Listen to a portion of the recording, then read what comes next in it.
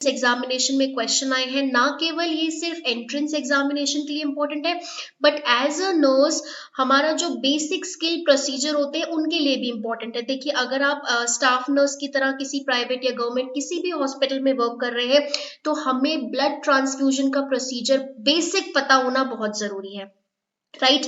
अगर मैं बात करूं ब्लड ट्रांसफ्यूजन प्रोसीजर की, तो एज अ नर्स मैं हमेशा ये बिलीव करती हूँ कि हमें जो है सिर्फ ये पता हो कि अच्छा मुझे ब्लड ट्रांसफ्यूजन करना है, तो मुझे उससे प्रोसीजर से पहले क्या करना होगा, प्रोसीजर के बाद क्या करना होगा, अगर रिएक्शन हो गई तो तब क्या करना होगा। इसके साथ साथ हमेशा एज अ नर्स हमें ना अपना लेवल ऑफ नॉलेज बढ़ाते रहना चाहिए। तो इतना हमें जो हमारी मेन नर्सिंग रिस्पॉन्सिबिलिटी है रिगार्डिंग ब्लड ट्रांसफ्यूजन वो पता होने के साथ साथ हमें जो है ब्लड और ब्लड कंपोनेंट के बारे में भी पता होना जरूरी है। जैसे लेट्स टेक एन एग्जांपल के एफएफपी फ्रेश फ्रोजन प्लाज्मा क्या है, क्रायो प्रेसिपिटेट क्या होगा, प्लेटलेट ट्रांसफ्यूजन कैसे होगा, पैक्ड आरबीसी किसे बोलते हैं। तो मैं कहीं ना कहीं बिलीव करती हूँ कि एज अ नर्स हम ये पॉइंट को नजरअंदाज कर देते हैं और सिर्फ उस पे जंप कर जाते हैं जो हमारा मेन फोकस ऑफ एरिया है, लेकिन ऐसा नहीं होना चाहिए। जहां से भी जितना भी नॉलेज मिले उतना ग्रैब कर लीजिए। सिमिलरली आज का जो हमारा टॉपिक रहेगा ये ब्लड ट्रांसफ्यूजन, उसमें हम ए टू जेड सब पढ़ेंगे, सब कुछ कवर करने वाले हैं, राइट। जिसमें हम ब्लड और ब्लड के कंपोनेंट के बारे में पढ़ेंगे, उनको कितने टेम्परेचर पे स्टोर करते हैं, इमेजेस देखेंगे सेंट्रीफ्यूग मशीन की, एफरेसिस क्या होता है, ब्लड ट्रांसफ्यूजन जो बेसिकली करना चाहिए उसके लिए क्या क्या टेस्ट करना चाहिए नर्स को before starting the blood transfusion, क्या रेस्पॉन्सिबिलिटी होती है, अगर रिएक्शन हो गया तो क्या रेस्पॉन्सिबिलिटी होगा, and after completing the blood transfusion क्या रोल एंड रेस्पॉन्सिबिलिटी नर्स को परफॉर्म करना है। ये सारी चीजें हम डिस्कस करने वाले हैं आज के लेक्चर में, राइट। तो ब्लड ट्रांसफ्यूजन को स्टार्ट करने से पहले हमें एक बेस लाइन पता होना चाहिए, वो है हीमोग्लोबिन, कि भाई नॉर्मल हीमोग्लोबिन की रेंज कितनी होती है, राइट। तो वुमेन में, main, child and pregnant women में जो हीमोग्लोबिन की रेंज होती है ये आपको पता होना इंपॉर्टेंट है। Again this is important question, आपके लास्ट मिनट रिवीजन नोटबुक में आपको ये जरूर लिखना है कि हीमोग्लोबिन जो नॉर्मल रेंज है वुमेन में वो कितना है, मेन में कितना है, चाइल्ड में कितना होता है एंड प्रेग्नेंट वुमेन में कितना होता है। बिलो दिस लेवल हम क्या बोलेंगे कि एनीमिया कंडीशन है, माइल्ड एनीमिया। अगेन एनीमिया के टॉपिक पे मैं नहीं जाऊंगी, एनीमिया में भी बहुत सारी क्लासिफिकेशन होती है जैसे mild, moderate and severe anaemia. तो बेसिक हमें क्या पता होना चाहिए कि नॉर्मल हेमोग्लोबिन लेवल कितना है, ठीक है जी। अब अगर हम बात करें ब्लड ट्रांसफ्यूजन की, तो ब्लड ट्रांसफ्यूजन क्या है। ब्लड ट्रांसफ्यूजन सबसे पहले देखिए, मुझे ध्यान से सुनिए, ब्लड ट्रांसफ्यूजन एक प्रोसीजर है। क्या है? एक प्रोसीजर है जिसमें बेसिकली हम क्या करते हैं, ब्लड या फिर ब्लड के कंपोनेंट को एडमिनिस्टर करते हैं पेशेंट को। क्या करते हैं? या तो ब्लड या फिर ब्लड के कंपोनेंट। ध्यान से सुनना, मैंने बोला कि ब्लड ट्रांसफ्यूजन एक प्रोसीजर है जिसमें हम ब्लड या फिर ब्लड के कंपोनेंट को एडमिनिस्टर करते हैं पेशेंट की बॉडी में जिसको जरूरत है। क्लियर?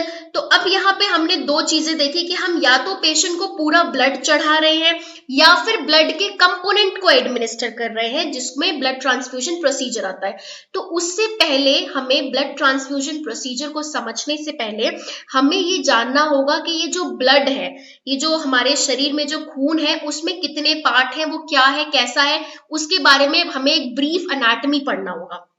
क्लियर? तो अगर मैं हमारे बॉडी में जो ब्लड है उसे बोलते हैं होल ब्लड। क्या बोलते हैं? Whole blood. अब ये स्लाइड से आपको और अच्छे से समझ में आएगा। तो सबसे पहले देखिए, हमारी बॉडी में जो ब्लड है उसे क्या बोल रहे हैं हम? Whole blood. अब होल ब्लड दो भाग में बटा हुआ है। कितने भाग में बटा हुआ है? होल ब्लड में दो चीजें हैं, एक है नंबर 1 ब्लड सेल, ठीक है, नंबर 2 है प्लाज्मा। दोबारा मैं बोलती हूँ, होल जो ब्लड है, जो हमारे शरीर में खून है, उसमें दो चीजें हैं खून के अंदर, एक है पानी, एक है सेल।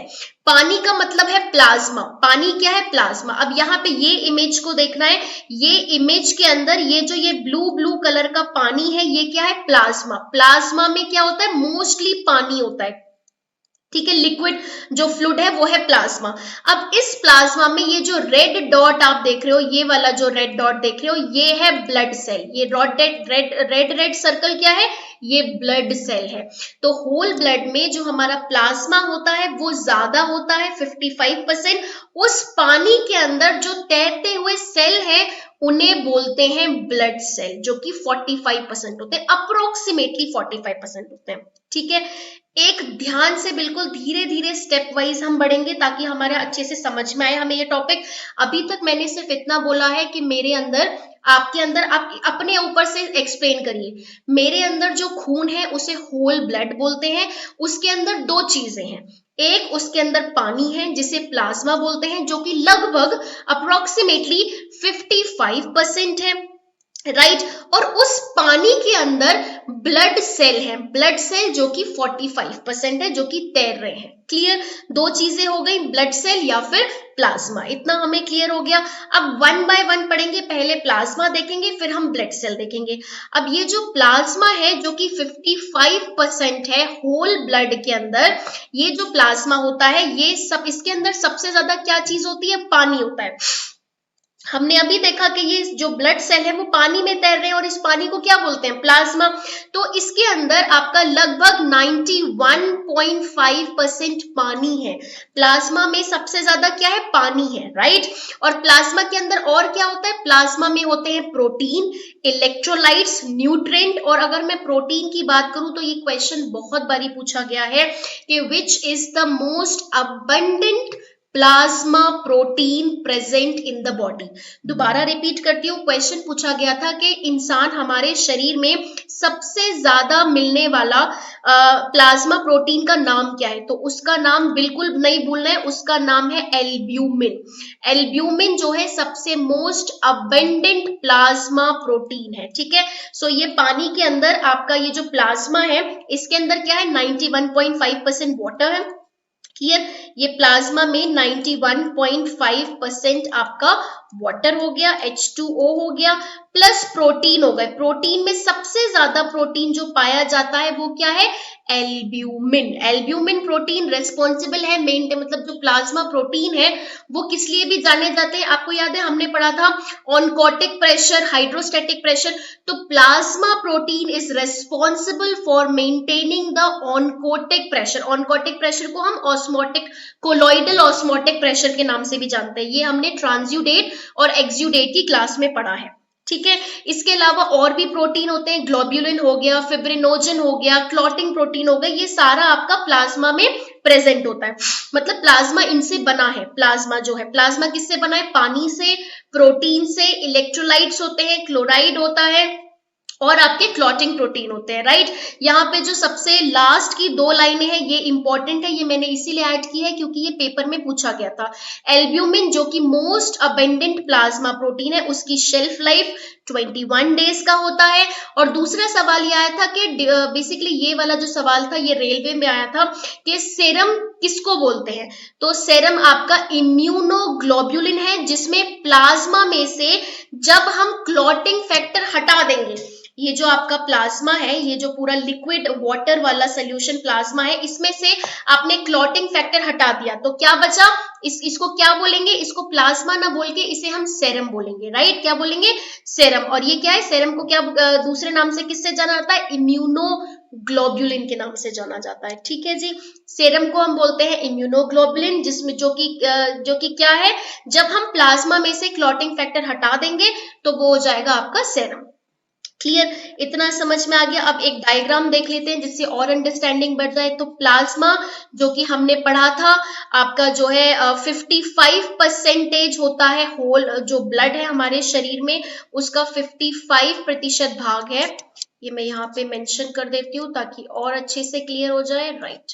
तो ये है हमारा 55% प्लाज्मा, राइट। प्लाज्मा के अंदर क्या होता है, प्लाज्मा प्रोटीन होते हैं, एल्ब्यूमिन हो गया, क्लॉटिंग प्रोटीन हो गए, राइट, थ्रोम्बिन हो गया, न्यूट्रिएंट होते हैं और मोस्ट इंपॉर्टेंटली 91.1% वाटर होता है। क्लियर, इतना समझ में आया। तो हमने जो पूरे शरीर में जो खून है उसका, उस खून में दो हिस्से थे, दो पार्ट थे, एक प्लाज्मा एक ब्लड सेल। तो प्लाज्मा हमने पढ़ लिया। अब बारी है ब्लड सेल की। अगर हम ब्लड सेल की जो बात करें तो ब्लड सेल कितने होते हैं, ये भी 3 तरीके के होते हैं। कितने होते हैं ब्लड सेल? 3 टाइप के होते हैं, ध्यान से देखिएगा। सबसे पहला होता है ल्यूकोसाइट। ल्यूकोसाइट को ही हम WBC बोलते हैं। WBC क्या है? White blood cell. कई बार बच्चे जो है ये कंफ्यूज हो जाते हैं कि हमेशा याद हम रखते हैं white blood cell, red blood cell, platelet, लेकिन इनका जो एक्चुअल एनाटॉमिकल नेम है वो हम भूल जाते हैं। तो व्हाइट ब्लड सेल को बोलते हैं ल्यूकोसाइट्स, रेड ब्लड सेल को बोलते हैं इरिथ्रोसाइट्स, और प्लेटलेट को बोलते हैं थ्रोम्बोसाइट्स। ये आपको याद रखना है। जो ब्लड सेल आपका 45% बना रहा था होल ब्लड, वो 3 पार्ट में डिवाइडेड है। कुछ एक है WBC मतलब व्हाइट ब्लड सेल जिसे ल्यूकोसाइट बोलते हैं, रेड ब्लड सेल इरिथ्रोसाइट बोलते हैं, एंड प्लेटलेट जिसे थ्रोम्बोसाइट्स बोलते हैं, राइट। अब यहाँ पे जो आपके बेसिक लेवल के एंट्रेंस एग्जामिनेशन होते हैं उनमें कई बार क्वेश्चन आता है। इनफैक्ट अगर आप यूजी अंडर ग्रेजुएट स्टूडेंट हैं तो आपके 2 नंबर में भी शॉर्ट क्वेश्चन में ये आते हैं कि अगर कभी जैसे मान लीजिए पेशेंट में WBC बढ़ गया, जो लेवल वैल्यू है WBC की, व्हाइट ब्लड सेल, वो काउंट बढ़ गया, तो उसे किस टर्मिनोलॉजी से बोला जाएगा? अगर WBC काउंट लेवल जो है डिक्रीज हो गया तो उसे हम कौन सी टर्मिनोलॉजी से बोलेंगे? तो इसका जो अगला शीट है, जो अगला स्लाइड है, उस पे इसका आंसर दिया है, ध्यान से देखना है। अगर व्हाइट ब्लड सेल को हम क्या बोलते हैं? ल्यूकोसाइट। अगर व्हाइट ब्लड सेल लो, उनका जो लेवल है काउंट, ठीक है, जनरली जो नॉर्मल व्हाइट ब्लड सेल का काउंट होता है 4000 से आपका 11000 में आता है। अगर white blood cell count low हो जाता है नॉर्मल वैल्यू से तो उसे बोला जाता है ल्यूकमिया। क्या बोलते हैं? ल्यूकमिया बोलते हैं, राइट। अगर व्हाइट ब्लड सेल का काउंट बढ़ जाता है, हाई हो जाता है, अब हम सबको पता है कि जब बॉडी में इन्फेक्शन होता है तो व्हाइट ब्लड सेल क्योंकि वो फाइट करते हैं इन्फेक्शन से, इसीलिए बढ़ जाते हैं। तो हमेशा जब कभी भी कोई इन्फेक्शन होगा WBC रेस काउंट जो है वो बढ़ जाएगा।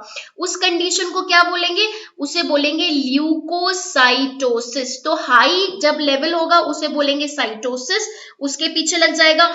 लो लेवल होगा तो उसके पीछे पीनिया लग जाएगा, राइट। सिमिलरली एक और कंडीशन है, जैसे let's take an example, platelet का काउंट आपका बढ़ गया। अगर प्लेटलेट का काउंट बढ़ जाएगा तो उसे क्या बोलेंगे?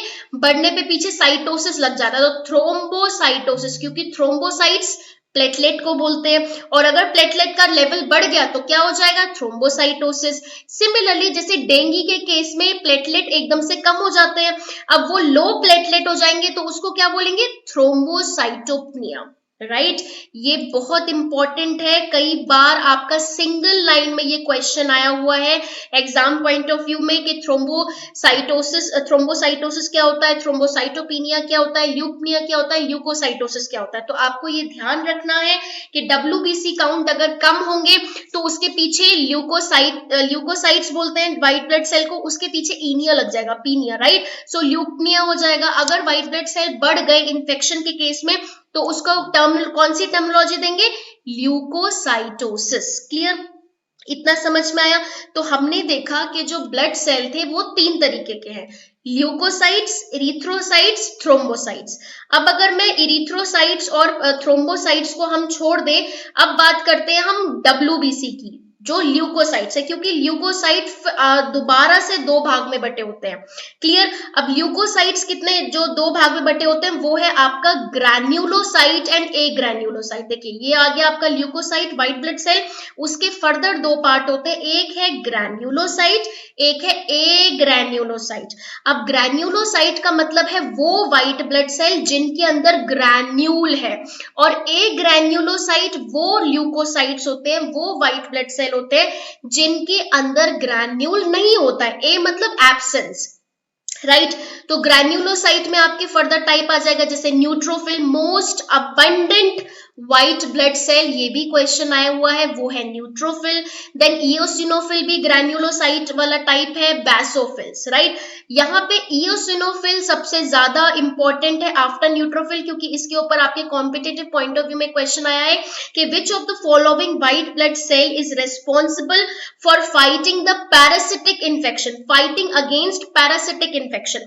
सो हमेशा याद रखिए कि इओसिनोफिल जो सेल है, ग्रैन्युलोसाइट जो व्हाइट ब्लड सेल है, वो जो है पैरासिटिक इन्फेक्शन के अगेंस्ट फाइट करते हैं, जिसमें क्वेश्चन पूछा गया है, अगेन मैं बहुत बार रिपीट कर रही हूँ, राइट।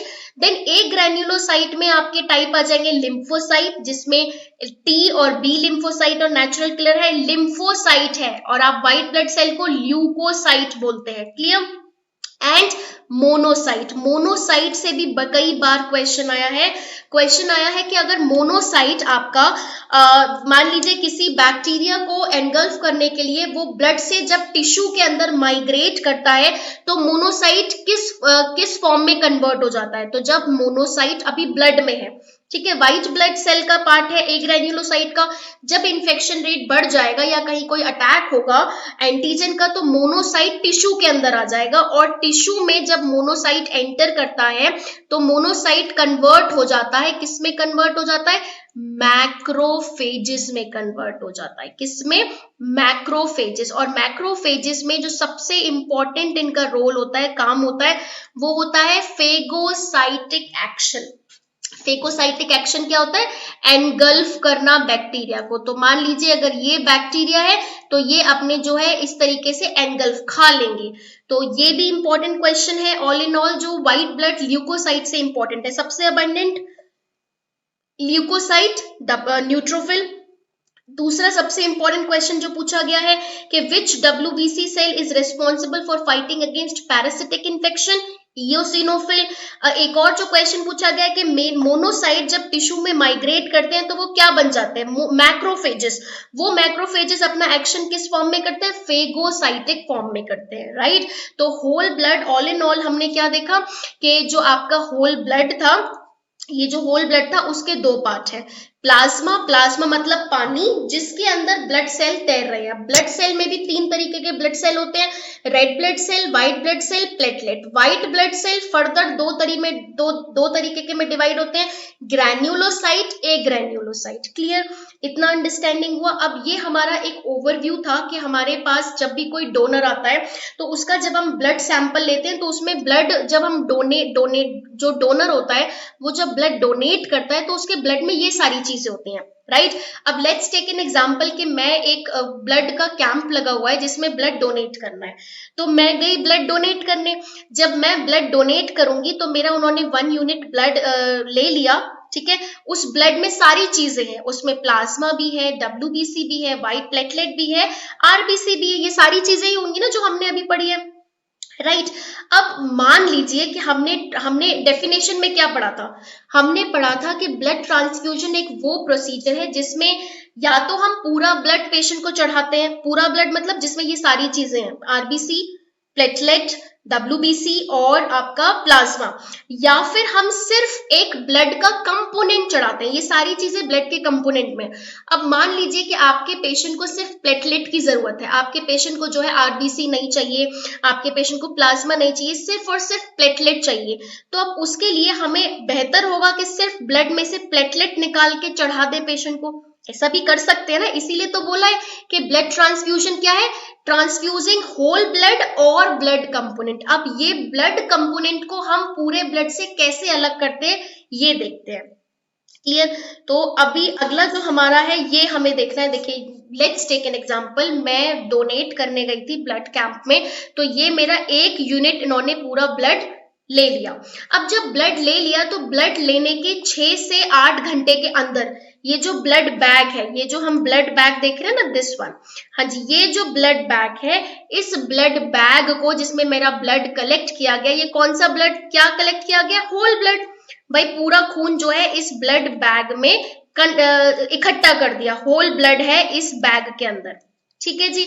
अब ये होल ब्लड में से हमें जो है हमें अलग करने कंपोनेंट, पूरे ब्लड के अलग अलग करके अलग अलग बैग में स्टोर करने हैं, ताकि जिस भी मरीज को, जिस भी पेशेंट को जो जरूरत हो वो हम उसे चढ़ा सके। क्लियर। तो इसे करने के लिए हम क्या करते हैं, जब ये ब्लड को इस बैग में कलेक्ट किया जाता है, तो कलेक्ट करने के 6 से 8 घंटे के अंदर, with in 6 to 8 hour of collection, हम ये ब्लड जो बैग है उस बैग को एक मशीन में डालते हैं, जिस मशीन को बोलते हैं सेंट्रीफ्यूग मशीन। अब ये इमेज देख लेते हैं, ये छोटी है जिसमें टेस्ट ट्यूब है, इसी तरीके से एक बड़ी मशीन होती है, इसको बोलते हैं सेंट्रीफ्यूग मशीन। क्या बोलते हैं? सेंट्रीफ्यूग मशीन के नाम से जाना जाता है। अब ये मशीन करती क्या है, ये मशीन रोटेट होती है, घूमती है। तो हमने क्या किया, लेट्स टेक एन एग्जाम्पल कि मशीन में लेट्स टेक एन एग्जाम्पल, ये एक मशीन है, ठीक है। इस मशीन में मैंने ब्लड डाल दिया, ब्लड बैग डाला जो कि मैंने अभी डोनेट किया था। वो ब्लड बैग डालने के बाद मैंने इस मशीन में एक प्रेशर सेट किया, जिस प्रेशर पे ये मशीन घूमेगी, स्पिन करेगी, राइट, इस तरीके से स्पिन करेगी। अब जब वो स्पिन करेगी, उसे स्पिन को बोलते हैं सेंट्रीफ्यूगल फोर्स, जिसपे वो स्पिन करती है, जैसे घूमती है ना, वो मशीन घूम रही है, तो वो मशीन के घूमने को बोलेंगे, स्पिन करने को बोलेंगे सेंट्रीफ्यूगल फोर्स, राइट। ये सारा प्रोसेस ब्लड बैंक में होता है, done by the blood bank technician, clear. अब वो सेंट्रीफ्यूगल मशीन पे वो ब्लड जो बैग, अब मान लीजिए कि मैंने इस मशीन के अंदर ब्लड बैग रखा हुआ है, ठीक है, इसमें ब्लड है पूरा। अब ये मशीन को मैंने सेट कर दिया कुछ प्रेशर पे, जिस प्रेशर को बोलते हैं सेंट्रीफ्यूगल फोर्स, उसके थ्रू ये घूम रही है मशीन। जब ये मशीन घूमेगी तो उसके घूमने से क्या होगा कि जो ब्लड इकट्ठा था बैग में, उसमें अलग, वो जो पूरा का पूरा ब्लड था वो अलग हो जाएंगे कंपोनेंट, होल ब्लड के सारे कंपोनेंट अलग हो गए, राइट। अब ध्यान से देखिए, ये हमारे पास यहाँ पे जो इमेज है, ये इमेज है आफ्टर सेंट्रीफ्यूगल मशीन के बाद जो ब्लड बैग आता है, ये वो है।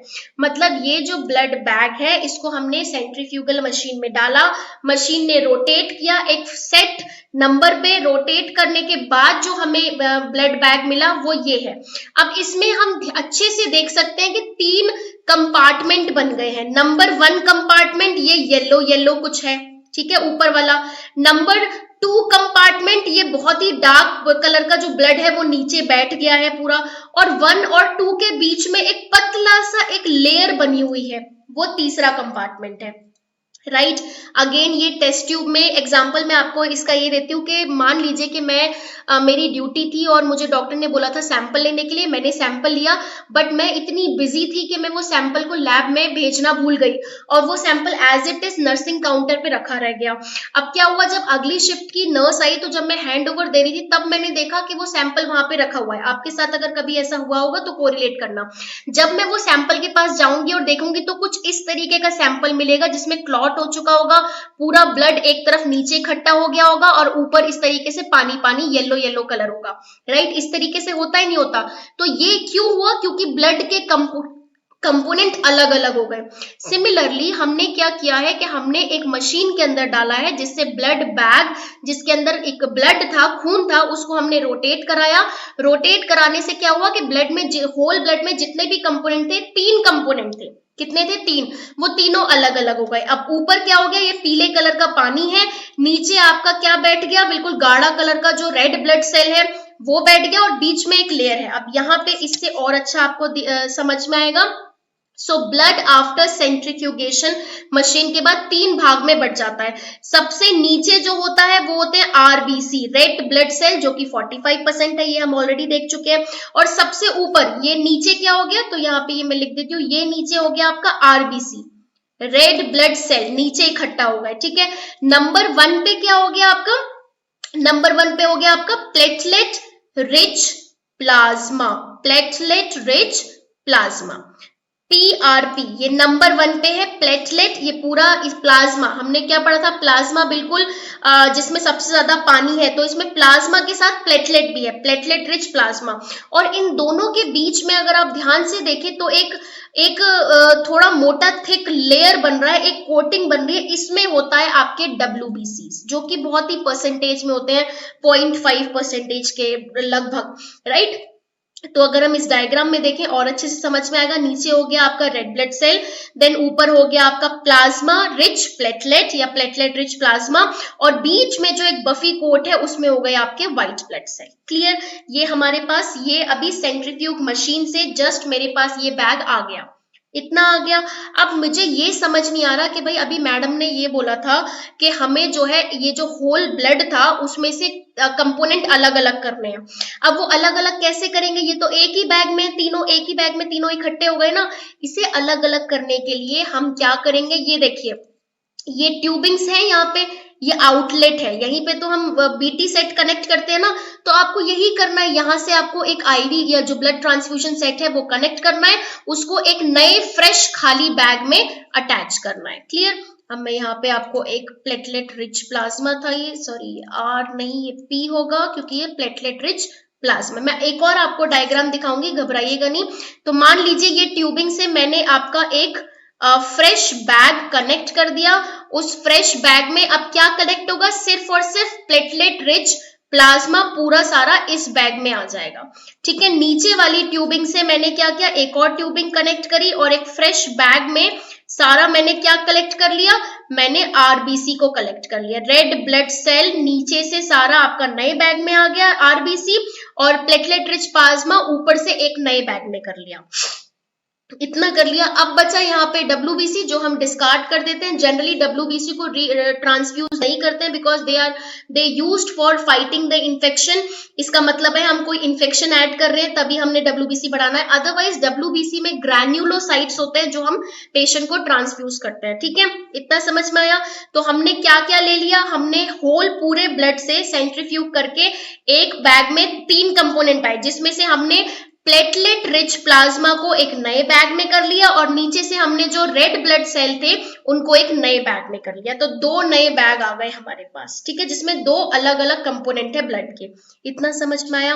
चलिए एक हम कंप्लीट पिक्चर देख लेते हैं जिससे आपको और अंडरस्टैंडिंग हो। ये बहुत ही ध्यान से समझिएगा क्योंकि ये आपको कहीं भी एक बुक में नहीं मिलेगा। मैंने खुद बहुत सारी बुक को रेफर किया है ये पूरा चार्ट बनाने के लिए। ठीक है, तो ध्यान से समझते हैं। सबसे पहले ये है आपका होल ब्लड। होल ब्लड में क्या था आपका, प्लाज्मा भी है, आरबीसी भी है, ब्लड सेल भी है। ब्लड सेल में आरबीसी, डब्ल्यूबीसी, प्लेटलेट सब है। क्लियर। होल ब्लड को हमने सेंट्रीफ्यूग मशीन में भेजा और मशीन में जाने के बाद स्पिन होने के बाद हमें 3 उसी बैग में, ये एक ही बैग है अभी भी, उस बैग में 3 कंपोनेंट मिले। ऊपर वाला पीला पीला था प्लेटलेट रिच प्लाज्मा, नीचे वाला है डब्ल्यूबीसी और सबसे नीचे वाला है first number platelet rich plasma, second वाला क्या हो गया आरबीसी। इतना समझ में आया। अब हमने जैसे कि मैंने बताया ये ट्यूबिंग से हमने ये कंपोनेंट को अलग कर लिया। तो नीचे वाली ट्यूबिंग से मैंने पूरा जो आरबीसी था उसको एक नए बैग में कनेक्ट कर दिया। ध्यान से सुनिए।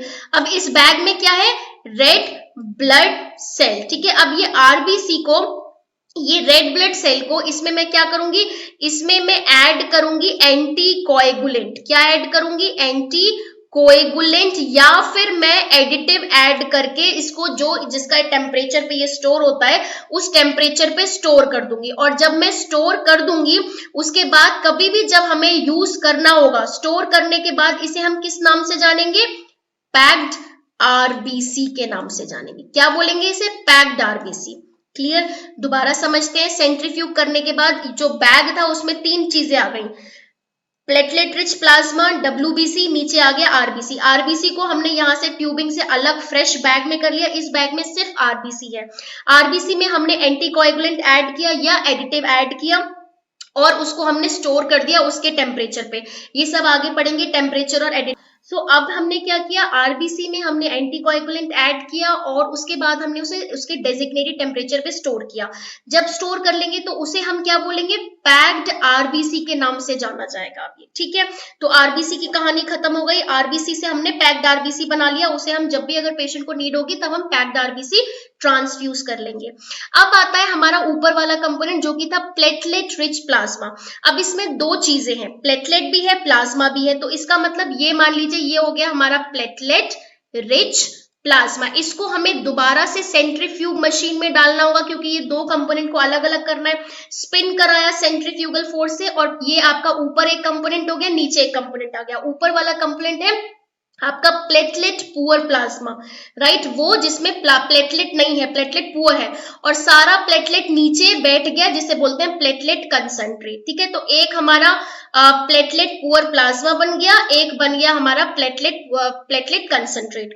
अब ये जो प्लेटलेट पुअर प्लाज्मा है ये प्लेटलेट पुअर प्लाज्मा को, ये देखिए ये है हमारा प्लेटलेट पुअर प्लाज्मा, इसको हम रेफ्रिजरेट करेंगे, रेफ्रिजरेट करने पे ये क्या बन जाएगा, फ्रेश फ्रोजन प्लाज्मा। कई बार बच्चे पूछते हैं कि ये फ्रेश फ्रोजन प्लाज्मा कहाँ से आया, तो जो प्लेटलेट पुअर प्लाज्मा था उसे जब हम स्टोर करेंगे, उसको हम स्टोर करने के बाद वो क्या बन जाएगा, फ्रेश फ्रोजन प्लाज्मा बन जाएगा। ठीक है, फ्रेश फ्रोजन प्लाज्मा से हम एक और चीज बनाते हैं, वो है क्रायोप्रेसिपिटेट। इतना समझ में आया। अब यही बिल्कुल एक और आप डायग्राम देख लीजिए ताकि बिल्कुल अच्छे से अंडरस्टैंडिंग हो जाए। एक रिवीजन कर लें कि होल ब्लड था, होल ब्लड को हमने within 6 to 8 hour of sample collection centrifuge machine में डाला, जिससे हमें दो चीजें मिली, packed RBC, platelet rich plasma. ऐसे ही हुआ था ना, ये प्लेटलेट रिच प्लाज्मा और आरबीसी, आरबीसी को हमने अलग से निकाला दूसरे बैग में, उसमें एंटीकोएगुलेंट या एडिटिव डाला, स्टोर किया, वो बन गया पैक्ड आरबीसी। ठीक है, प्लेटलेट रिच प्लाज्मा क्योंकि इसमें दो चीजें हैं, प्लेटलेट भी है और प्लाज्मा भी है, तो दोबारा सेंट्रीफ्यूग मशीन में डाला, जिसकी वजह से एक जगह हमें प्लेटलेट कंसंट्रेट मिल गया, दूसरी जगह प्लेटलेट पुअर प्लाज्मा मिल गया। प्लेटलेट पुअर प्लाज्मा को रेफ्रिजरेट किया, जब रेफ्रिजरेट कर लेंगे तो उसे बोलेंगे fresh frozen plasma, right. Fresh frozen plasma को हम बाहर निकालेंगे और थॉ करेंगे। थॉनिंग क्या होता है, जैसे बर्फ है, बर्फ को हमने रेफ्रिजरेटर से बाहर निकाला तो वो पिघलती है, जब कोई सॉलिड चीज लिक्विड में कन्वर्ट होता है, पिघलता है, तो उसे बोलते हैं थॉनिंग। सिमिलरली फ्रेश फ्रोजन प्लाज्मा को आपको पिघलाना है 4 डिग्री सेल्सियस के अराउंड, उसके बाद सेंट्रीफ्यूग करना है, और सेंट्रीफ्यूग करने पे जो हमें कंपोनेंट मिलेगा वो होगा आपका क्रायोप्रेसिपिटेट। क्वेश्चन आगे ये पूछा जाएगा कि फ्रेश फ्रोजन प्लाज्मा और क्रायोप्रेसिपिटेट में क्या डिफरेंस है, तो ये भी हम आगे वाली स्लाइड में पढ़ेंगे। ठीक है, ये हमारा ओवरऑल ब्लड कंपोनेंट को लेके टॉपिक था कि ब्लड कंपोनेंट कैसे कैसे डिवाइड होते हैं, कैसे अलग होते हैं, जिसकी हमें नॉलेज एज अ नर्स होनी चाहिए। आई होप आपको ये समझ में आया होगा। चलिए नेक्स्ट स्लाइड देखते हैं। तो सो फार हमने स्टैंडर्ड जो ब्लड कंपोनेंट देखे, होल ब्लड देखा है जिसमें ब्लड सेल और प्लाज्मा दोनों थे, पैक्ड आरबीसी देखा है कैसे बना, प्लेटलेट कैसे बना, फ्रेश फ्रोजन प्लाज्मा और क्रायोप्रेसिपिटेट, ये हमने एक बेसिक कंपोनेंट देख लिए ब्लड के। ठीक है, ये सारे कहीं ना कहीं किसी ना किसी पेशेंट को ट्रांसफ्यूज होते हैं। अगर मैं बात करूं होल ब्लड की, तो होल ब्लड का ट्रांसफ्यूजन अभी जो है कॉमन नहीं है, रेयर हो गया है। ऐसा क्यों? क्योंकि होल ब्लड के ट्रांसफ्यूजन से पेशेंट को सबसे ज्यादा रिस्क होता है ओवरलोड होने का, सर्क्यूलेटरी ओवरलोड होने की वजह से, क्योंकि होल ब्लड में क्या है, सब चीज है, ब्लड सेल भी है, प्लाज्मा भी है, तो इसकी वजह से पेशेंट को ओवरलोड का रिस्क रहता है, जिस कारण हम होल ब्लड को कॉमनली ट्रांसफ्यूज नहीं करते हैं। क्लियर? चलिए अब वन बाय वन ये सारे ब्लड कंपोनेंट के बारे में पढ़ते हैं। तो सबसे पहले होल ब्लड। होल ब्लड में जो सबसे जरूरी चीज है आप लोगों को जो पता होना चाहिए, इस तरीके से एक इमेज में आपको दिखाती हूँ। ये होल ब्लड का इमेज है, ये देखिए, ये सिर्फ एक सैंपल इमेज है, राइट। होल ब्लड का इमेज है, इसमें हमें जो इसका बैग का वॉल्यूम होता है वो अराउंड 450 होता है। अब जरूरी नहीं है कि 450 हो, 500 भी हो सकता है। क्लियर? तो अप्रोक्सीमेटली जो लगभग होता है वो 450 ml का वॉल्यूम होता है बैग का, जिसके अंदर एंटीकोएगुलेंट CDPA1 एंटीकोएगुलेंट जो कि प्रिजर्वेटिव का काम करता है वो प्रेजेंट होता है, लगभग 63 ml। अगला बहुत इंपॉर्टेंट पॉइंट के जो होल ब्लड होता है या जो पैक्ड आरबीसी होता है उसमें एंटीकोएगुलेंट या एडिटिव का होना बहुत जरूरी है, नहीं तो ब्लड क्लॉट कर जाएगा। क्लियर? जैसे लेट्स टेक एन एग्जांपल, हमने कभी अचार डाला तो अचार में हम क्या करते हैं, सिरका जरूर डालते हैं ताकि अचार खराब ना हो, है ना। सिमिलरली जो होल ब्लड या फिर जो पैक्ड आरबीसी है, यहाँ पे मैं पीआरबीसी की भी बात कर रही हूँ, पैक्ड रेड ब्लड सेल है, उसमें भी हम एंटीकोएगुलेंट या एडिटिव का यूज करते हैं ताकि ब्लड क्लॉटिंग ना हो। जो कॉमन एडिटिव होते हैं वो मैं आगे बताऊंगी आपको कौन कौन से होते हैं। तो सबसे कॉमन अभी तक हमने क्या पढ़ा कि होल ब्लड का जो बैग है उसकी वॉल्यूम अराउंड 450 ml होती है। कॉमनली जो एडिटिव यूज करते हैं वो है CDPA1 एंटीकोएगुलेंट। तो एडिटिव के बारे में पढ़ते हैं कि कितने एडिटिव होते हैं और एडिटिव क्यों यूज किए जाते हैं। क्यों यूज किए जाते हैं? सबसे पहला रीजन कि ब्लड क्लॉटिंग ना हो, दूसरा रीजन कि ब्लड की शेल्फ लाइफ बढ़ सके। हम ब्लड बैग में, जो ब्लड बैग है ये, इसके अंदर कौन सा एंटीकोएगुलेंट यूज कर रहे हैं, इसी के ऊपर डिपेंड करेगा कि इसकी शेल्फ लाइफ कितने दिन की होगी। शेल्फ जो लाइफ होगी वो कितने दिन की होगी, वो किस पे डिपेंड करेगा, कौन सा एंटीकोएगुलेंट आपने यूज किया है, राइट। तो जनरली जो हमारे एंटीकोएगुलेंट होते हैं, जो ट्रेडिशनली हम यूज करते आ रहे थे, वो है आपका सीपीडी, साइट्रेट फोस्फेट डेक्सट्रोज, या सीपी2डी, साइट्रेट फोस्फेट डेक्सट्रोज डेक्सट्रोज, जो हम ऐड करते हैं ब्लड बैग में। और ये क्या करता है, ये लगभग 21 डेज का शेल्फ लाइफ प्रोवाइड करता है रेड पैक्ड आरबीसी और होल ब्लड को, राइट। अगर आपके पेशेंट का होल ब्लड बैग है या फिर पैक्ड आरबीसी है, उसमें सीपीडी या सीपी2डी एंटीकोएगुलेंट ऐड किया गया है, तो उसमें हम ब्लड, जो आपका होल ब्लड या पैक्ड आरबीसी, उसे कितने टाइम तक स्टोर कर सकते हैं, उसका शेल्फ लाइफ होगा 21 डेज। क्लियर। लेकिन अभी जैसे कि रिसर्चेस होती रहती हैं और हम सब चाहते हैं कि शेल्फ लाइफ बढ़ जाए, तो अभी रिसेंटली जो सबसे कॉमन एंटीकोएगुलेंट हम यूज करते हैं प्रिजर्वेटिव, वो है CPDA1। CPDA1 क्या है, साइट्रेट फोस्फेट डेक्सट्रोज एडेनाइन 1। अब इसमें क्या है, एडेनाइन एक्स्ट्रा है, जिसकी वजह से एज कंपेयर टू CPD और CP2D, जिसकी वजह से एक्स्ट्रा सोर्स ऑफ ATP, जो कि एनर्जी है, वो ये प्रोवाइड करता है। और इसीलिए जो इसका स्टोरेज टाइम है, जो शेल्फ लाइफ बना देता है पैक्ड आरबीसी WBC का, वो है 35 डेज। अब ये आपको याद रखना है, क्वेश्चन कभी भी ऐसे आ सकता है, जैसे let's take an example, blood bag में CPD वाला एंटीकोएगुलेंट यूज किया गया है, तो उस केस में शेल्फ लाइफ कितना होगा, 21 डेज। अगर एंटीकोएगुलेंट आपका CPDA1 यूज किया गया है, तो शेल्फ लाइफ होगा 35 डेज, राइट। लेकिन अगर हम कोई एडिटिव यूज कर रहे हैं, additive example like AS1, AS3, AS5, तो उस केस में शेल्फ लाइफ और भी ज्यादा बढ़ जाती है, जो कि 42 डेज हो जाती है, क्योंकि डेक्सट्रोज और एडेनाइन एक्स्ट्रा है इसमें, राइट। ये तीन बहुत इंपॉर्टेंट हमने पढ़े हैं। सबसे पहला CPD या CP2D, जो कि 21 दिन के लिए शेल्फ लाइफ है, CPDA1, जो कि 35 डेज की शेल्फ लाइफ है। देन एडिटिव का शेल्फ लाइफ, अगर हम कोई एडिटिव ऐड करते हैं ब्लड बैंक में, ब्लड बैग में, होल ब्लड या रेड ब्लड सेल में, तो उसका शेल्फ लाइफ होगा 42 डेज, राइट। इतना समझ में आया। तो होल ब्लड हमने क्या पढ़ा, उसके ब्लड बैग का वॉल्यूम अराउंड 450 ml होगा। कॉमनली जो हम एंटीकोएगुलेंट यूज करते हैं वो है CPDA1, जो जिसका शेल्फ लाइफ 35 डेज का होता है। एक और सबसे इंपॉर्टेंट चीज, एक यूनिट, अगर आप एक यूनिट होल ब्लड का ट्रांसफ्यूज करते हैं, तो उससे क्या होता है, आपका 1 ग्राम पर डेसीलीटर हेमोग्लोबिन बढ़ेगा इन अडल्ट, या फिर 3% हेमाटोक्रिट बढ़ता है अडल्ट में। तो ये भी इंपॉर्टेंट है। दूसरा इंपॉर्टेंट फैक्टर के होल ब्लड बैग को हम 2 से लेकर 6 डिग्री सेल्सियस पे स्टोर करते हैं, ये भी बहुत इंपॉर्टेंट है, राइट। तो मोस्ट इंपॉर्टेंट, उसका ब्लड बैग का वॉल्यूम कितना होता है, कॉमन उसका एंटीकोएगुलेंट कौन सा होता है, 1 यूनिट होल ब्लड से कितना आपका हेमोग्लोबिन बढ़ता है, और कितने टेम्परेचर पे स्टोर करते हैं ब्लड, होल ब्लड बैग को। क्लियर। अब सवाल आता है कि जो होल ब्लड है वो हम किस कंडीशन में एडमिनिस्टर करें, राइट। देखिए जनरली, जैसे कि मैंने आपको स्टार्टिंग में बोला था कि होल ब्लड को हम जो है कॉमनली अभी यूज नहीं करते, रेयर हो गया है होल ब्लड का ट्रांसफ्यूजन। रीजन यही है कि होल ब्लड के ट्रांसफ्यूजन से पेशेंट को सर्कुलेटरी ओवरलोड, रिस्क है वॉल्यूम ओवरलोड होने का, स्पेशली अगर पेशेंट को कार्डियक फेलियर है या फिर क्रॉनिक अनीमिया है, तो उस केस में पेशेंट को वॉल्यूम या सर्कुलेटरी ओवरलोड होने का रिस्क है। इसीलिए हमने होल ब्लड का ट्रांसफ्यूजन जो है कॉमन ना होके रेयर है। अदरवाइज अगर आपके पेशेंट को हाइपोवोलेमिक शॉक है, ट्रॉमा का केस है, एनीमिया है सिवियर,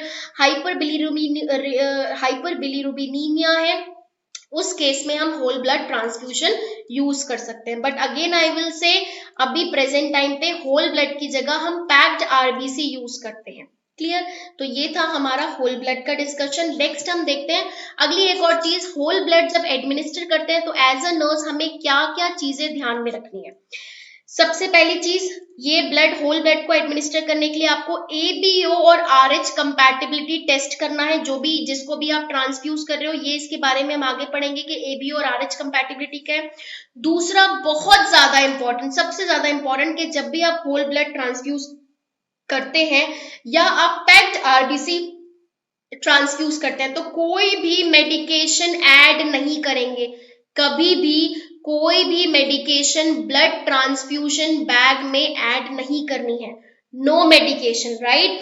दूसरा, जैसे ही आपने, जैसे मान लीजिए ब्लड बैंक से होल ब्लड बैग आपके पास आ गया वार्ड में, उसके 30 मिनट तक आपको उसे रूम टेम्परेचर पे रखना है and 30 minute, with in 30 minute आपने जो है उसको स्टार्ट कर देना है ट्रांसफ्यूजन, ठीक है। 30 मिनट से पहले नहीं करना है, 30 मिनट के बाद नहीं करना है, एटलीस्ट 30 मिनट तक आपको रूम टेम्परेचर पे रखना है। क्यों हमने ऐसा क्यों किया? क्योंकि होल ब्लड जो ब्लड बैंक में रखा हुआ है वो बहुत ठंडा है। अब जब अगर हम ठंडा एकदम से पेशेंट को ट्रांसफ्यूज कर देंगे, पेशेंट को एरिथमियाज हो जाएगा, तो इसीलिए उसको एटलीस्ट हाफ एन आवर तक आपने रूम टेम्परेचर पे रखा, उसके बाद आपने 30 मिनट के अंदर आपने उसे ट्रांसफ्यूजन स्टार्ट कर दिया। अगली सबसे इंपॉर्टेंट चीज ये है कि जब हम होल ब्लड का ट्रांसफ्यूजन स्टार्ट करते हैं तो एज अ नर्स ये हमें ट्रांसफ्यूजन को 4 घंटे के अंदर खत्म करना है।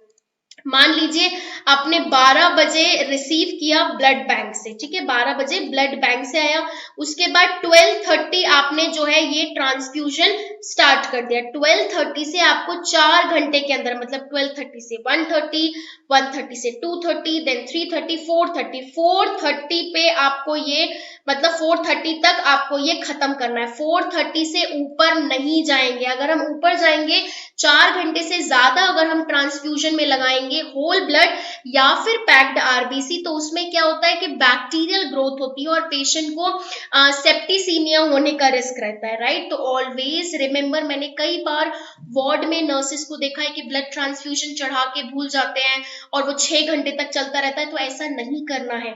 अगर हम ये भी याद रखिए मैंने किस कंडीशन में बोला है, होल ब्लड या फिर पैक्ड आरबीसी अगर हम पेशेंट को दे रहे हैं तो उसमें 4 घंटे के अंदर आपको ट्रांसफ्यूजन खत्म करना है। क्लियर?